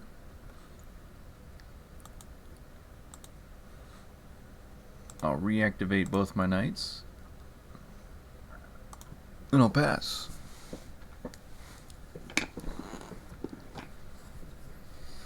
Okay, now both 9s are open for business. Man, I was so close to that second city earlier. I had 6 ore, 1 wheat. And if I 4 for 1 the ore for the second wheat, I go down to 2 ore, then I'm still 1 card away from the city. So any way I slice it, I just couldn't make the city happen. And now I'm kind of back to square one. I'm really far away from being able to build a city. Sometimes you get so close, but you just can't quite get the right combination of cards. You can't trade in for them either. Now that's where Marco's argument for getting the 3 for 1 port would come in handy, because 6 ore and 1 wheat, you can 3 for 1 3 the ore for the second wheat, then build the city.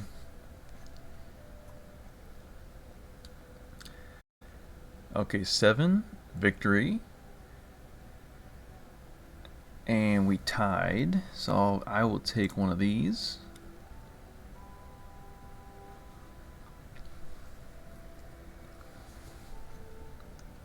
Of course, 7s, I'm getting shut down.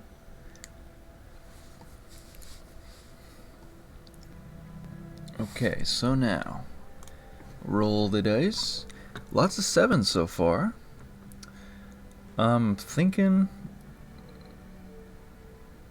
Yeah, the only spot I'm really thinking about, well, I could move the pirate ship, but it's... I mean, Alex is very close to Longish Road, but I think it's still this 8 right here. And it's Green Gazelle now.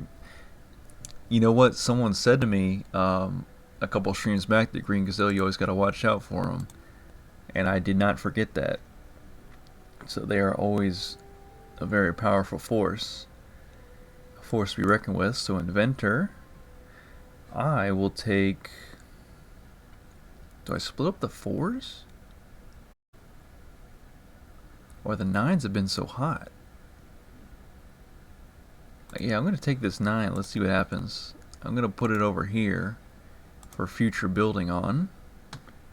And I'll pass the dice.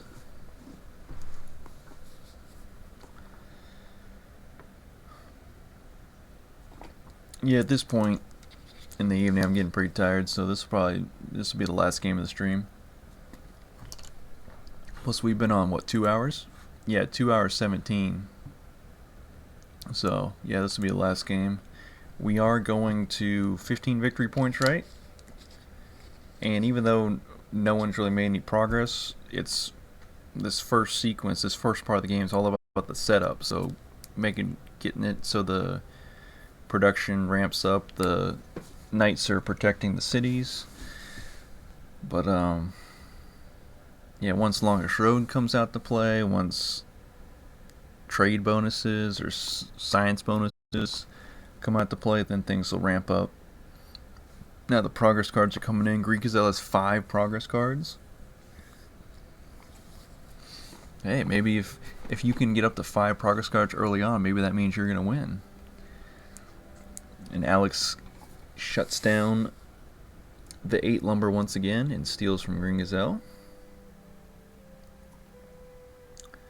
And then look, an 8 was rolled. Oh, but he had Bishop.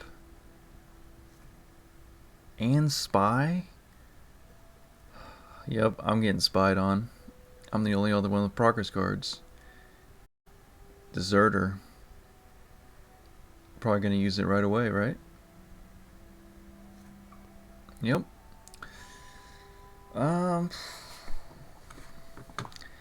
guess this knight is not as important, so I'll get rid of that one. I'll keep the knight on the 8, because 8 sheep is doing well, plus the pirate ship, getting that out of there. So that knight does serve a twofold purpose.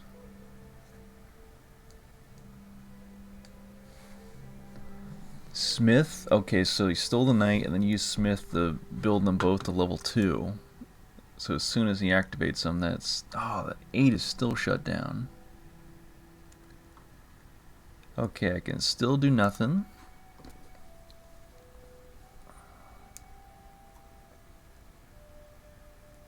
Is that the first 5 of the game? Yeah, no. Oh no, it's the second 5. I was gonna say, I haven't seen a whole lot of brick here. Lumber for wheat? I would take it. Well, actually, no, I wouldn't. I'd just reactivate my knight.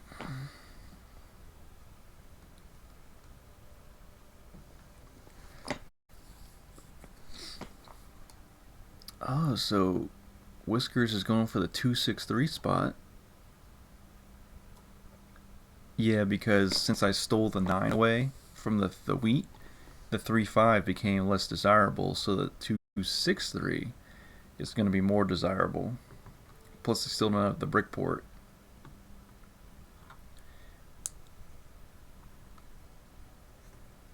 Okay, so there's 1 water hex. So, Marco, let's keep count here. So that's 1 so far.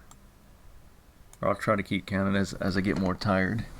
And, man, another 8. Count all that cloth I'm missing out on.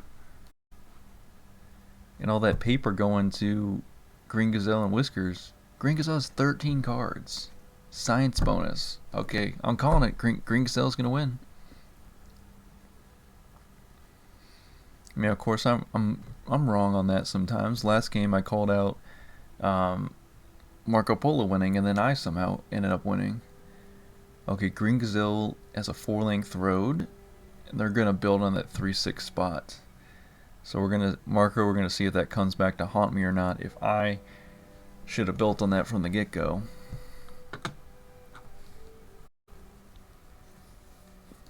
Diplomat, don't do it.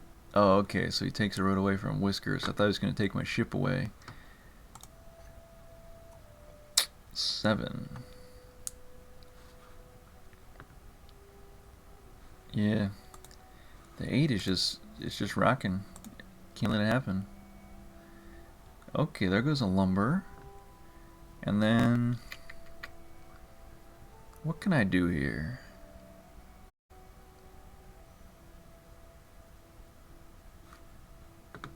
I will build... I'll just build a road, and I'm going to try to get on this ore port as soon as I can. Yeah. Man, I just really need a 6 to get some wheat. Another 7. Okay, 7s are just going crazy. 12 7s so far out of 45 dice rolls. Back on the 8. That's the second cloth that got stolen from me, and all these 8s I'm going to miss out on again, I feel like.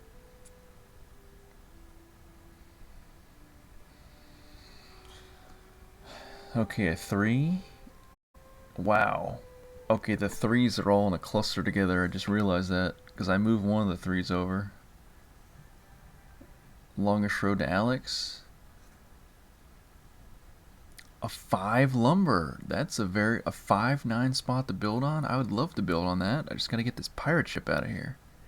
Okay, that's the second water hex that's been discovered. Juicy 5. I'll take it. Spy? Oh no. I know what he's taking. Well, it could be one of two things, but it's highly likely. Yep. He took my bishop. The one I was really hoping he wouldn't take, but he took it. Because I was going to move the robber back on the 8, take a card from both Green Gazelle and Whiskers. But of course Green Gazelle knew that, so it took the bishop to prevent that.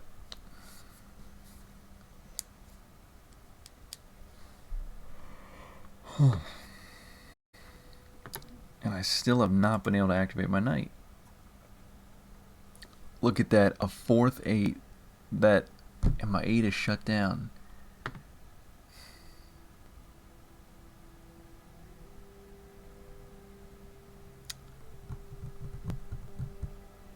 Yeah, I still can't do anything. 3 barbarian strength. I'm gonna lose. The 7 plus the barbarian advancement? I'll be right back.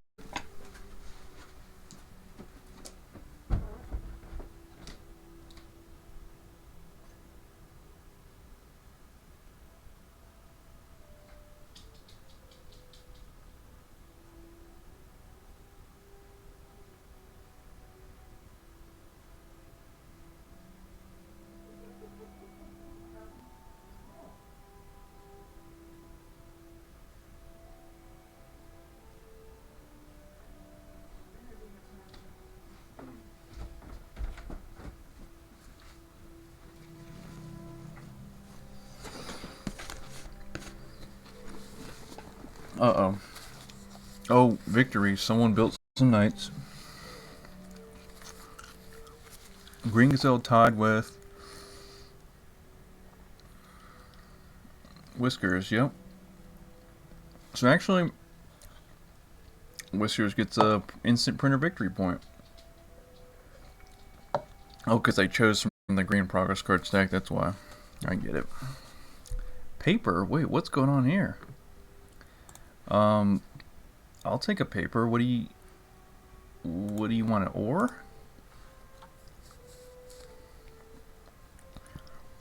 Presumably to get a city back on the board?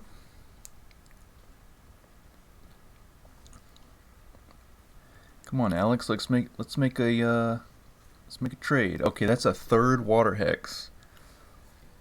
That's been discovered so far. That's crazy. Alex is getting unlucky with these explorations.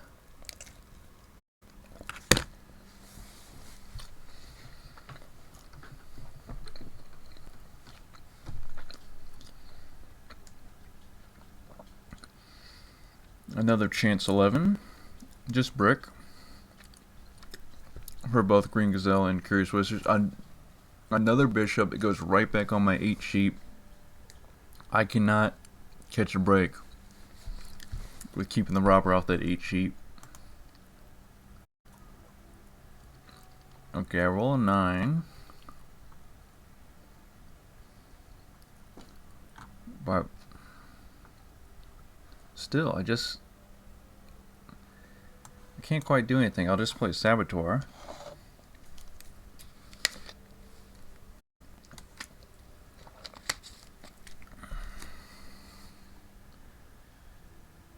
Yeah, man, this is like it's like a slow game. It's stagnant. I can't get anything going. 12. I'll take it.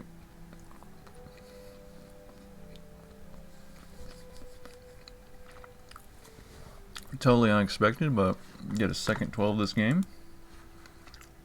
I'm sorry, a third 12. That's crazy.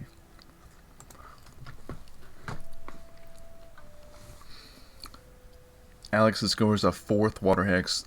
Another 8. Are you serious? I would have had trade bonus by now.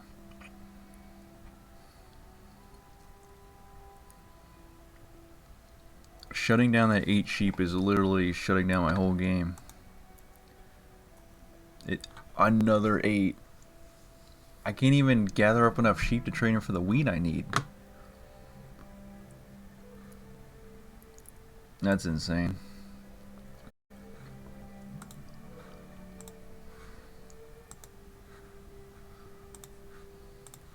Well, I'll just trade in 2 brick for a wheat. Activate my knight, because that's all I can really do. And let's see here. Green Gazelle has 2 knights activated, 2 knight strength. Whiskers has none, but they'll have to activate one of theirs eventually. So that'll push the knight strength ahead of barbarian strength.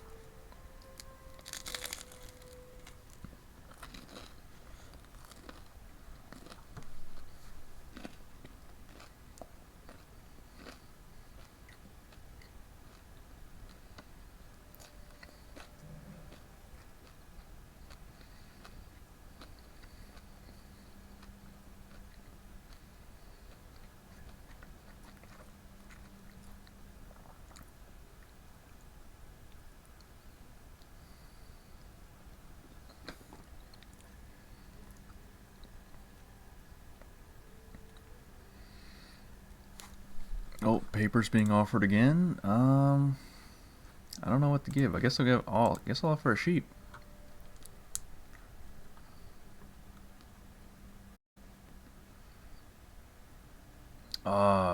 Whiskers gave him a ship for a paper.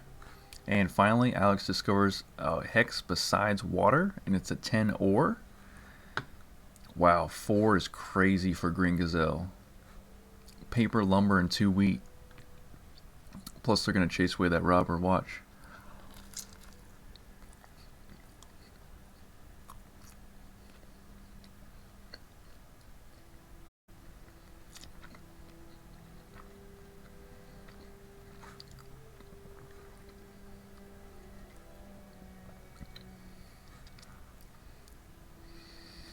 Right back on the 8 and steal. Oh, not on the 8. The 3. Wow, you really mix it up. Unless you have bishop.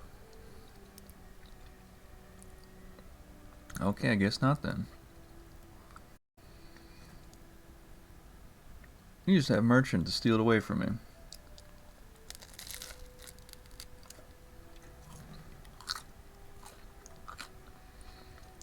Imagine if you could trade in resources and or commodities to build progress cards of your choice. That would be crazy.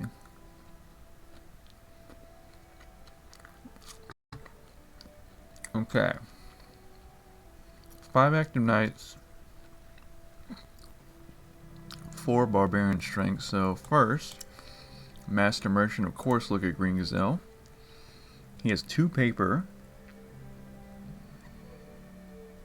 But I think more importantly, he's got the lumber and the wheat. So I'm going to take those. I will then... Yeah, let me do this. Let me build the settlement on the ore port. And then I can... Let me see what happens. Diplomat, I don't think I can. Oh, I can. So I can use Diplomat. So even though the pirate ship is shutting my ships down from moving, I can use Diplomat, take this ship away, move it over here. There's the 5th water hex right there. Good to know. Okay, so Green Gazelle's probably going to get Defender of Catan, so I'll just move this pirate ship, steal a card from Alex. I'll get an ore. And do I want to... Yeah, I'll just pass.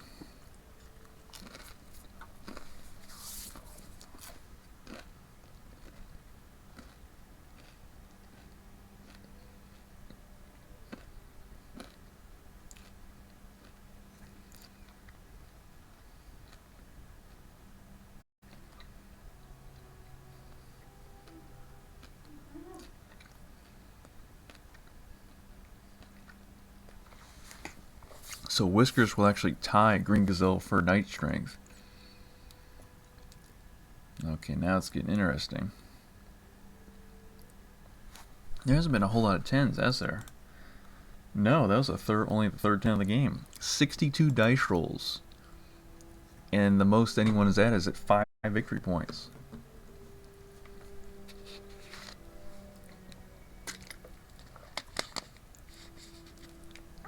Uh-oh, threes are good for Gazelle and Whiskers. Although Whiskers 3 wheat was shut down. The reason I put the pirate ship right here is specifically so Alex can't come over and contest me so easily for the 5-9 spot that I want to get to eventually.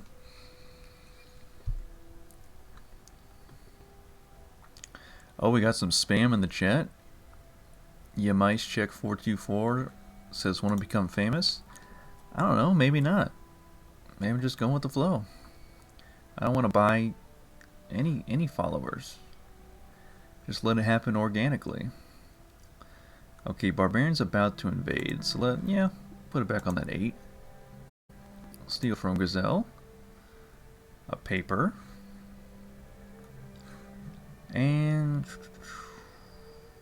yeah, I'm gonna put the ship back over here because the 5-9 is optimal. Yeah.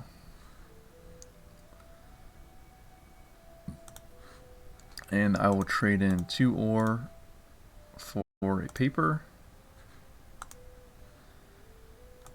Get the Green City Improvements level 2. And that will be all. I'm actually very close to the science bonus. Who would have thought? Without building on lumber.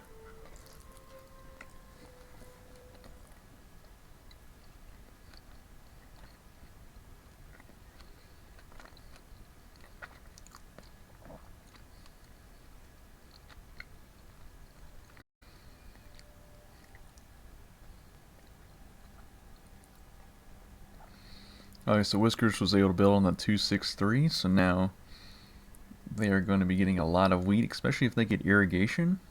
That'll be 4 wheat total.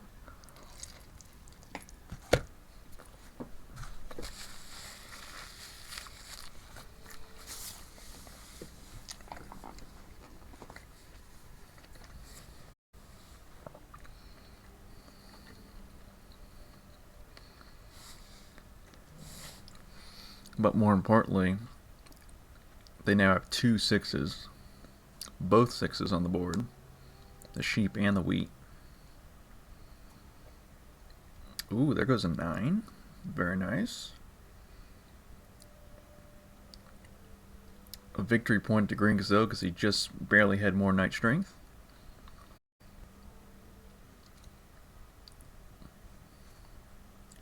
Alex discovers an 8 brick. Okay, things are spicing up here. There goes a 6.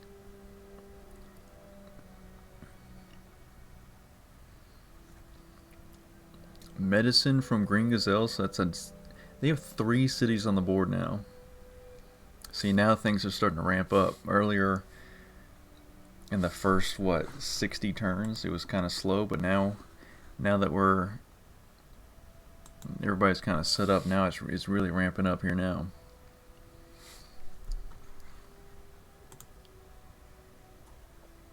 Six, that's exactly what I needed. And I will use, I'm going to hold off on it. What I'm going to do is put a city on the board. And actually, you know what? No, I'm going to do Warlord now. Get that knight activated. Just protect that 8. That's always getting shut down. Now, hopefully my production ramps up here. With the city on the 5-6-9. Hopefully there's no inventor to steal that 5 or 9 away. Because presumably someone would give me an 11 or a 3.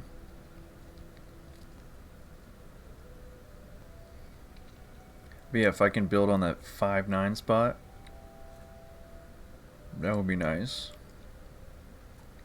Curious Whiskers goes for the 3. Wow, that was a huge roll for Green Gazelle as well. It gets 2 coin and 2 ore. So I'm definitely envious of the 3-4-8 spot because of all the coin and paper that's possible. But also, Green Gazelle is also on the 6 sheep with the 3-1 port. So commodities galore.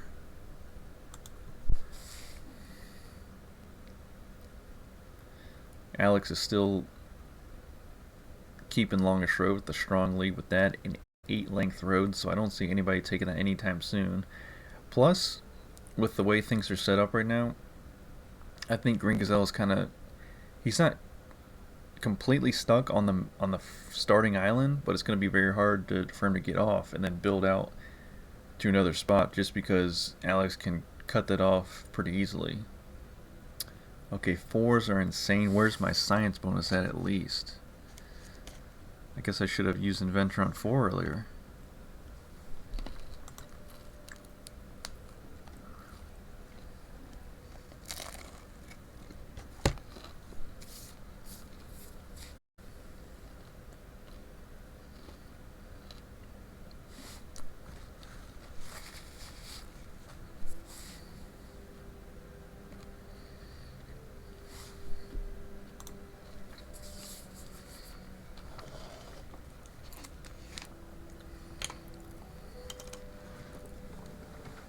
Also, it seems like every time I play with Green Gazelle, they always have like more than 10 cards in their hand, like many times. Right now they have 17, and like it's like the robber stays away for them, but for me the robber's always right around the corner to steal away my cards.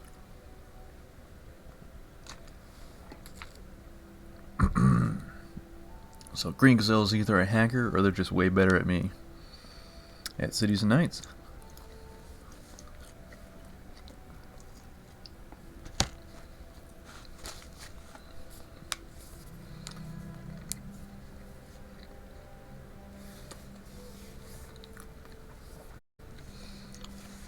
Okay, now he's playing the chase the robber around the board game. Steals a coin from me, which helps him get the politics bonus. And he gets the Green Metropolis. Okay. Yep. Green Gazelle takes the lead past Curious Whiskers. So Curious Whiskers had Merchant to get up to 7. But Green Gazelle said, I'm going to take the Green Metropolis to go up to 9. Steals my 9. At least I have a 3 that gets rolled, what? 7 times so far. It's alright. There goes a 10. Man, sometimes without science bonus, it's just lacking. And I am very much lacking here. All I can do is pass. It's like all those 8s that got rolled earlier, now they're not getting rolled. And now my 8 just is staying wide open because now Green Gazelle and Whiskers are just shutting each other down because obviously they're the power players, the only ones really with the competitive edge right now.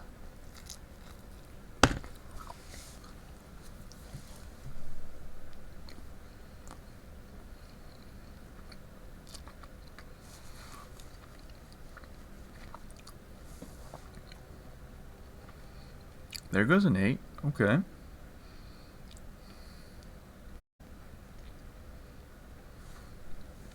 Okay, so Alex is able to build on the 8-10 spot. Hopefully they can get a city on the board soon because they don't have any city improvements. So if they can get at least 1 or 2 of those in the next, I don't know, 5-10 turns, then they can hopefully start getting progress cards and they can turn the game around for them. But as long as they keep Longest Road away from everyone else, that's a very, very good thing. So Green Gazelle finally has the burn cards off of 7. And we'll chase the robber around, possibly.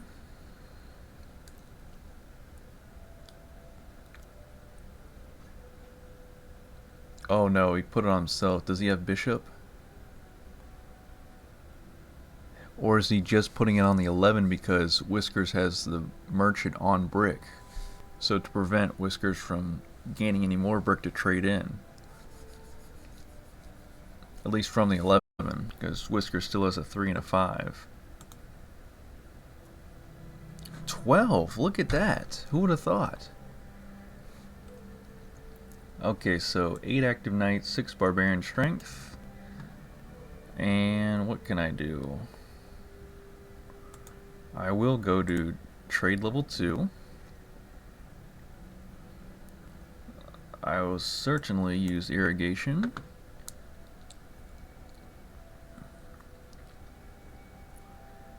And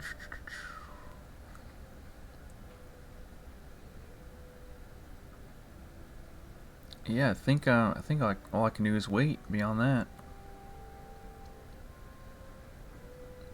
Yeah.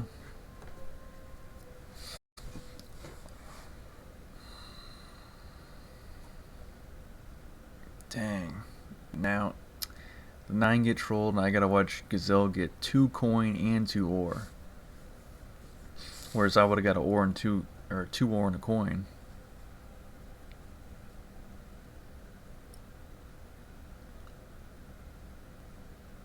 That's why it always pays to build on a 6 or an 8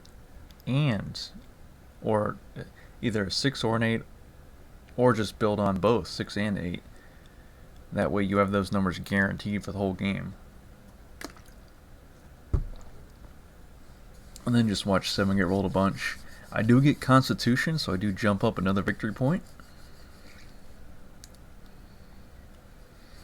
So I have the 2 cities and the settlement, that's 5. I just got Constitution, that's 6. And I got Defender Catan victory point early on the game, so that's 7.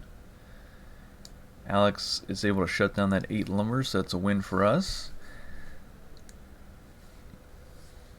The 2 players lagging behind these superstars. 5, okay.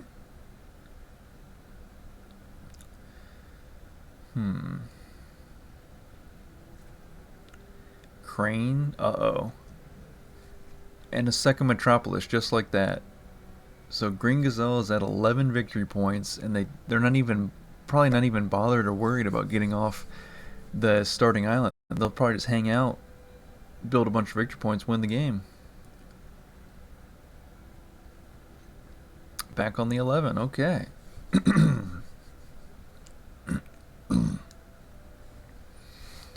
And it's back to me. Thankfully I don't roll a 7. Ooh, okay. Green Gazelle takes an ore. I gotta look at what's been rolled. Cause I could, Brick is out there.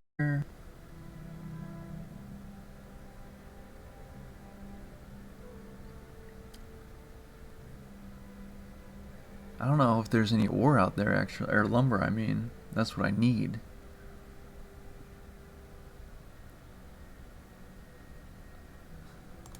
I guess there's only one way to find out, right?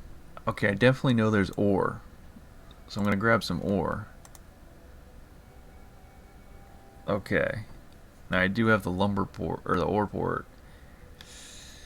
Yeah, I just gonna have to go for it. I hope it's out there. Yes, there was just one, but I'll take it. Okay, so building another city right now is not the best move, so what I'm gonna do is I'll do 2 ore for the lumber. Or actually, you know what? I'll just do 4 brick. So I'll hold on to the ore. So I'm gonna do a ship and then the settlement. Yep. And then I'll work on the city after that. And there goes the 7. So Resource Monopoly could have been used better, but I was able to just barely get 1 ore and 1 lumber. It was able to help me do the things I needed to do.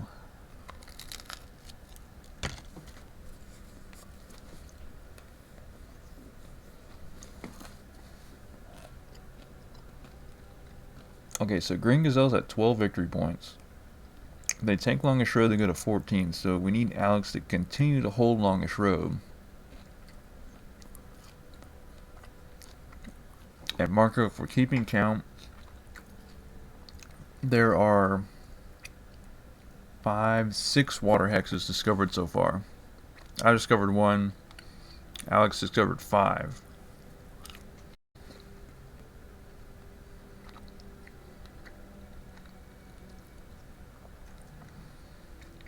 So there could just be 6-0, or there could be more. There could be more like 8.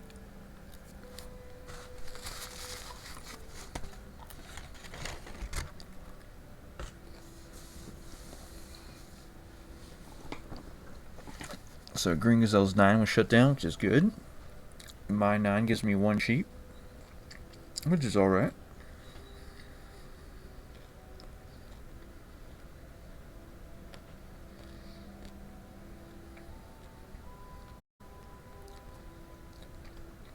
Hmm. 2. That's funny. And Whiskers actually gets an ore. I mean a lumber. I don't know why, but when I'm tired, I mix up lumber and ore for some reason. Also, Gazelle has 4 progress cards. So does Whiskers. What's up with that? I only have 1. There goes a 6.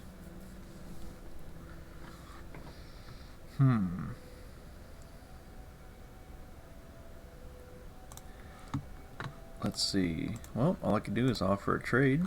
Worst they can say is no, right?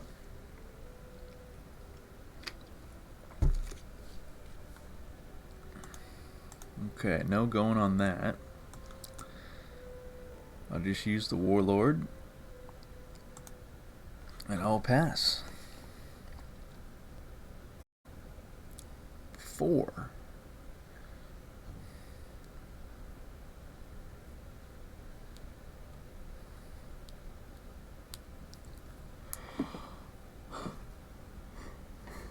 Not wedding. The worst possible one.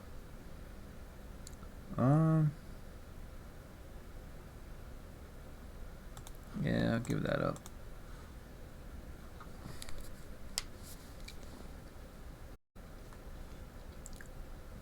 Another Commercial Harbor.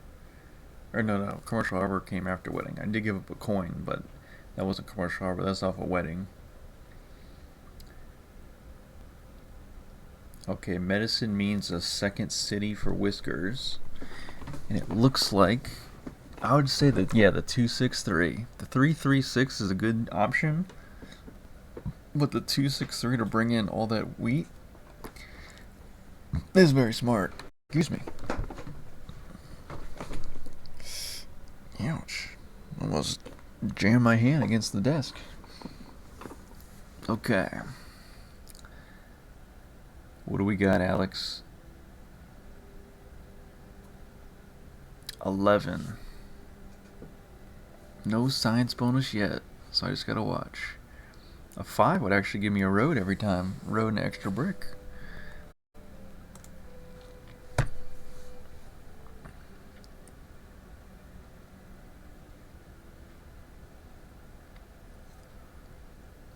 And Alex discovers a third 5 on the board, so that's a second 5 on a lumber. So okay, there's a 7th water hex, and they're getting close to being able to build on that 10 gold. So the 510 will probably be what they build on.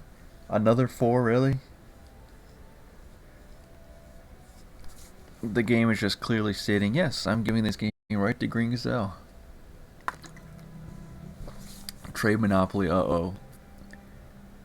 Is that like Green Gazelle's calling card? They always go for like the triple Metropolis ultimate destroyer of people's spirit or whatnot. Just a complete and thorough execution of the rest of the players. Yeah, if they get this Yellow Metropolis on this turn, they'll go to 14. They'll be 1 away from winning. If they have Merchant in their hand, they'll just throw that out and win the game. This game could be over this turn. Actually not. They went for the ship and the settlement way up at the top of your screen on the 2-6 to once again build again on the 6 sheep. So now 5 active knights, so they're going to get the Defender of Catan. That'll be 14. 11, really? I cannot catch a break. I don't think I got any cards in the past like 4 dice rolls. Okay, there's something. So I was hoping to build that city on the 5-9, but if Green Gazelle wins on their turn, that's it. I did manage to get to 8 victory points, though. That's a little bit right, just a hair past halfway to the total needed, but dang. Yeah, sometimes they're just rough. Because I had it all planned out. I was going to build the city on the 5-9, then get all those commodities and whatnot, and start just building a bunch of ships, discovering new hexes, maybe even taking Longish Road.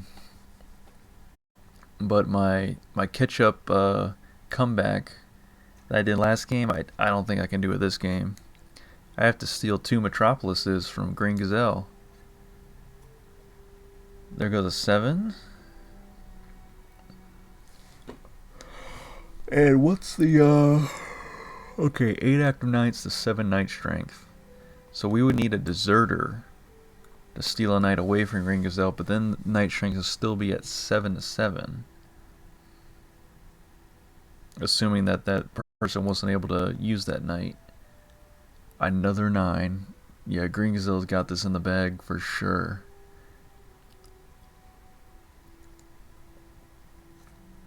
Engineer. They don't even need barbarians to invade to grab that Fenrikton victory point, right?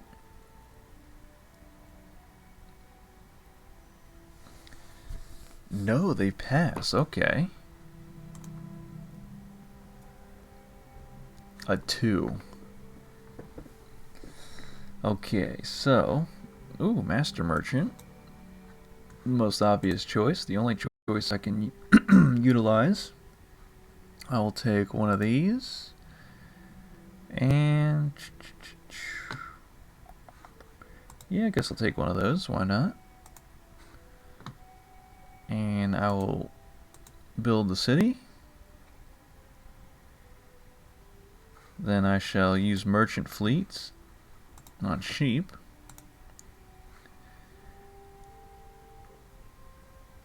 Oh, if only I could... should I do it? But I have no knights. So then I would burn a city. But Green Gazelle would not get a Fenrikton victory point. Yeah, let's see what happens. I'm just going to move the knight.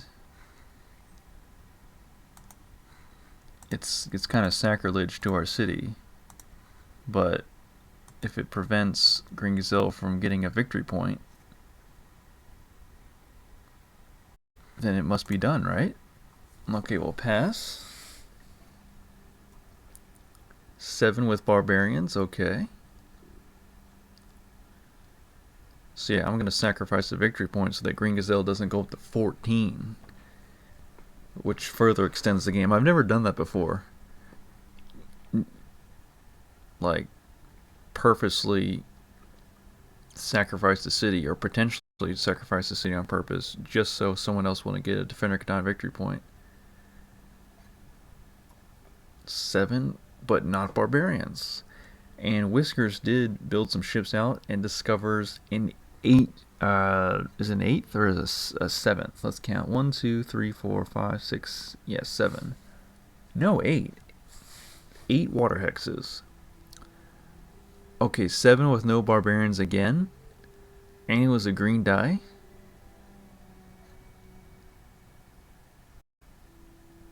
So Green Gazelle has 5 progress cards. They could still win right here.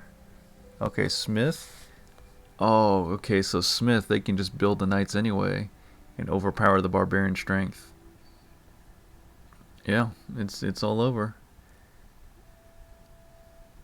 Now they're building another road. I don't think they're trying to take Longish Road. They're just biding their time.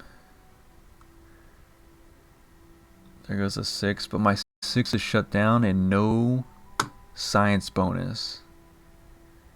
Yeah, I can do nothing. Let's just pass the dice and watch it. Marco says, oh wow, I was wrong. The amount of water hexes is just crazy. Yeah, so there's only 2 fog hexes left, but there's 8 water hexes. There could possibly be a total of 10 water hexes. Which I'm very surprised by. I mean, I knew like you said, there was a good amount of them, but this many? So you almost have like close to like a 50-50 chance. You either discover water or you discover land. And of course, one of them is always desert, I believe, because the two golds are already revealed from the get-go. So that's crazy. It's almost a big risk building out ships to the through the Fog Islands. I guess that's why they call it the Fog Islands. You're going into unknown territory. A lot of it's water. Or for a coin. Who is this? Oh, I don't have coin. Whiskers. So if you're trying to steal the Blue Metropolis with only 5 resource and/or commodity cards and 3 progress cards, I don't think I can help you out. Oh, unless you're stealing the Green Metropolis, which is very awesome. Can you do it?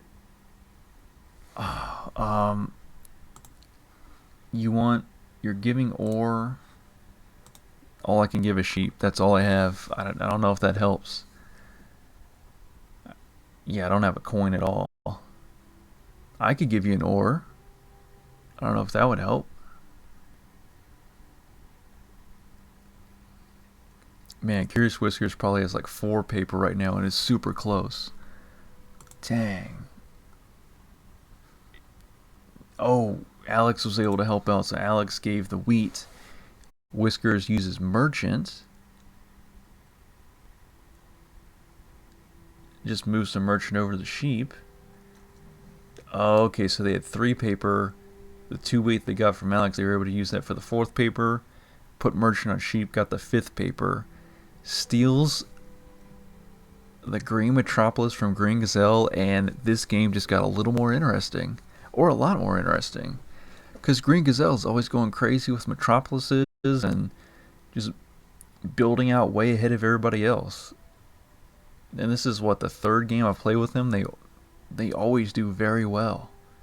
I don't think I've won against them, so my question is, how do they do this good this many times? Coin, not in my future. I don't see myself, because I have 3 and 12 on a war with cities. There's no way I can take the Blue Metropolis. I'll leave that up to Whiskers. As Whiskers 9's wheat gets shut down. Getting there. Okay, Green Gazelle gets trade bonus. Wow, they're getting close. They're very close. Once they get that Yellow Metropolis, they go right back up to 14. And then they just need a Defender Catan victory point, and they got the win. 12, okay. So there's coin. And I know Alex has coin, so do I take it? I think Gazelle also has coin. Yep, okay. So I'll go ahead, take the politics bonus.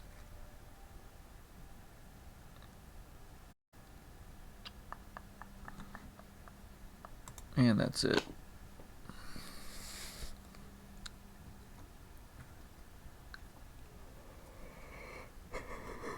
Ooh, a 5. That's good for me. I could build another road.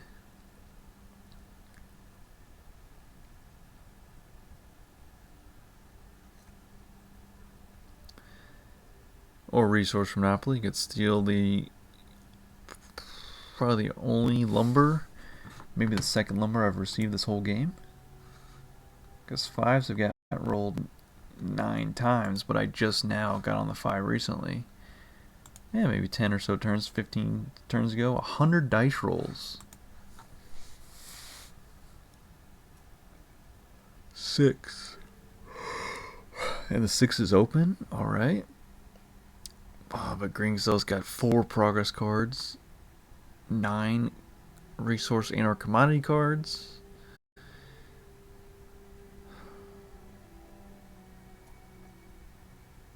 And another 9.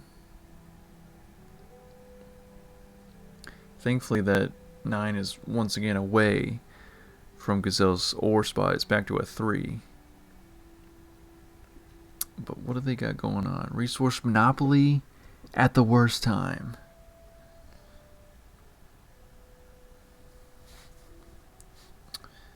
Mining. Oh no, what are they? They got just like that. They're up to 16 cards in this late point in the game. Commercial harbor. Are you okay? No one give cloth. That is the most important thing right now because he needs 4 cloth and he's gonna get it. I know he's gonna get it.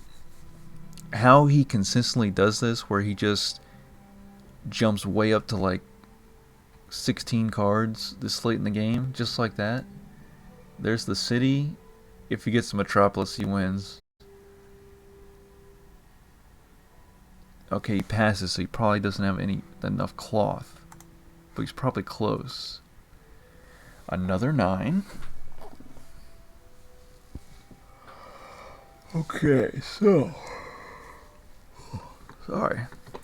Well, there is always road building.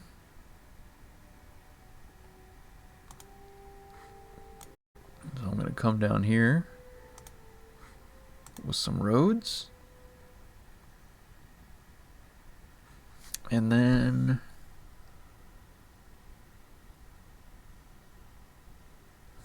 what to do? I could build another road. That would put me at 7. But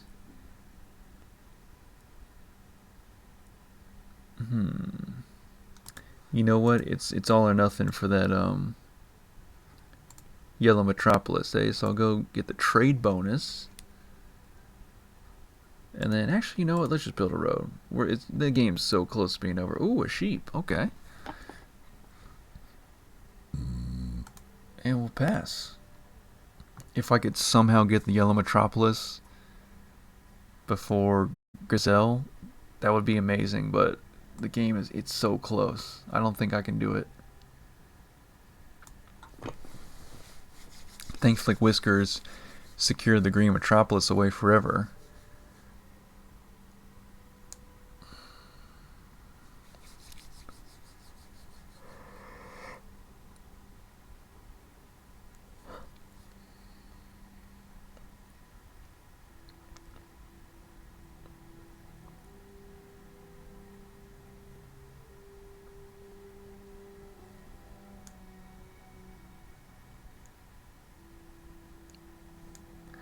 So there's one more fog hex to be discovered. It could be. I think it might be something like land. I don't think it's just water. Otherwise, it'd be 9 water hexes. As another 9 gets rolled.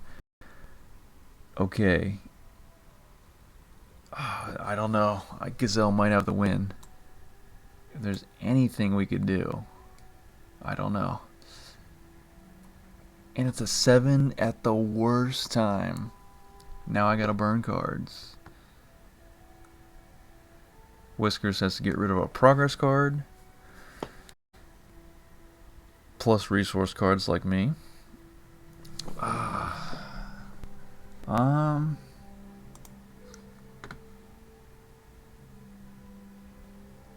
4 more. Okay, I'll get rid of that and we'll see what happens. Yeah, Gazelle might have it. Man, I get so close. I'm just starting to gain some traction on my comeback. Okay, steals from Whiskers. Merchant goes up to 14. Now he just needs 1 more. Yeah, already has his 4 cities on the board. Okay, there's a road. Oh, and a settlement. There it is. I had merchant of my own and spy. But Green Gazelle once again takes the cake. Yeah. Because I had the cloth. I had 4 sheep. I could 4 for 1 it. I was going to get the second cloth. Hopefully his spy was going to reveal something useful so I get even more cloth.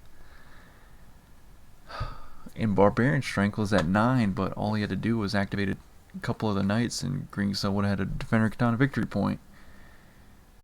But yeah, late in the game, Merchant can just really accelerate your victory too.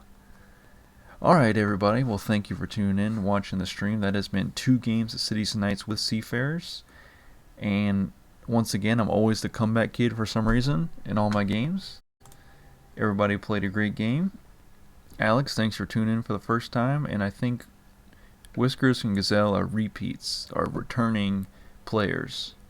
But yep, thank you all for playing. It has been a great time on stream, and I'll probably be on tomorrow for a little while for the viewers that want to play but can't play during the week.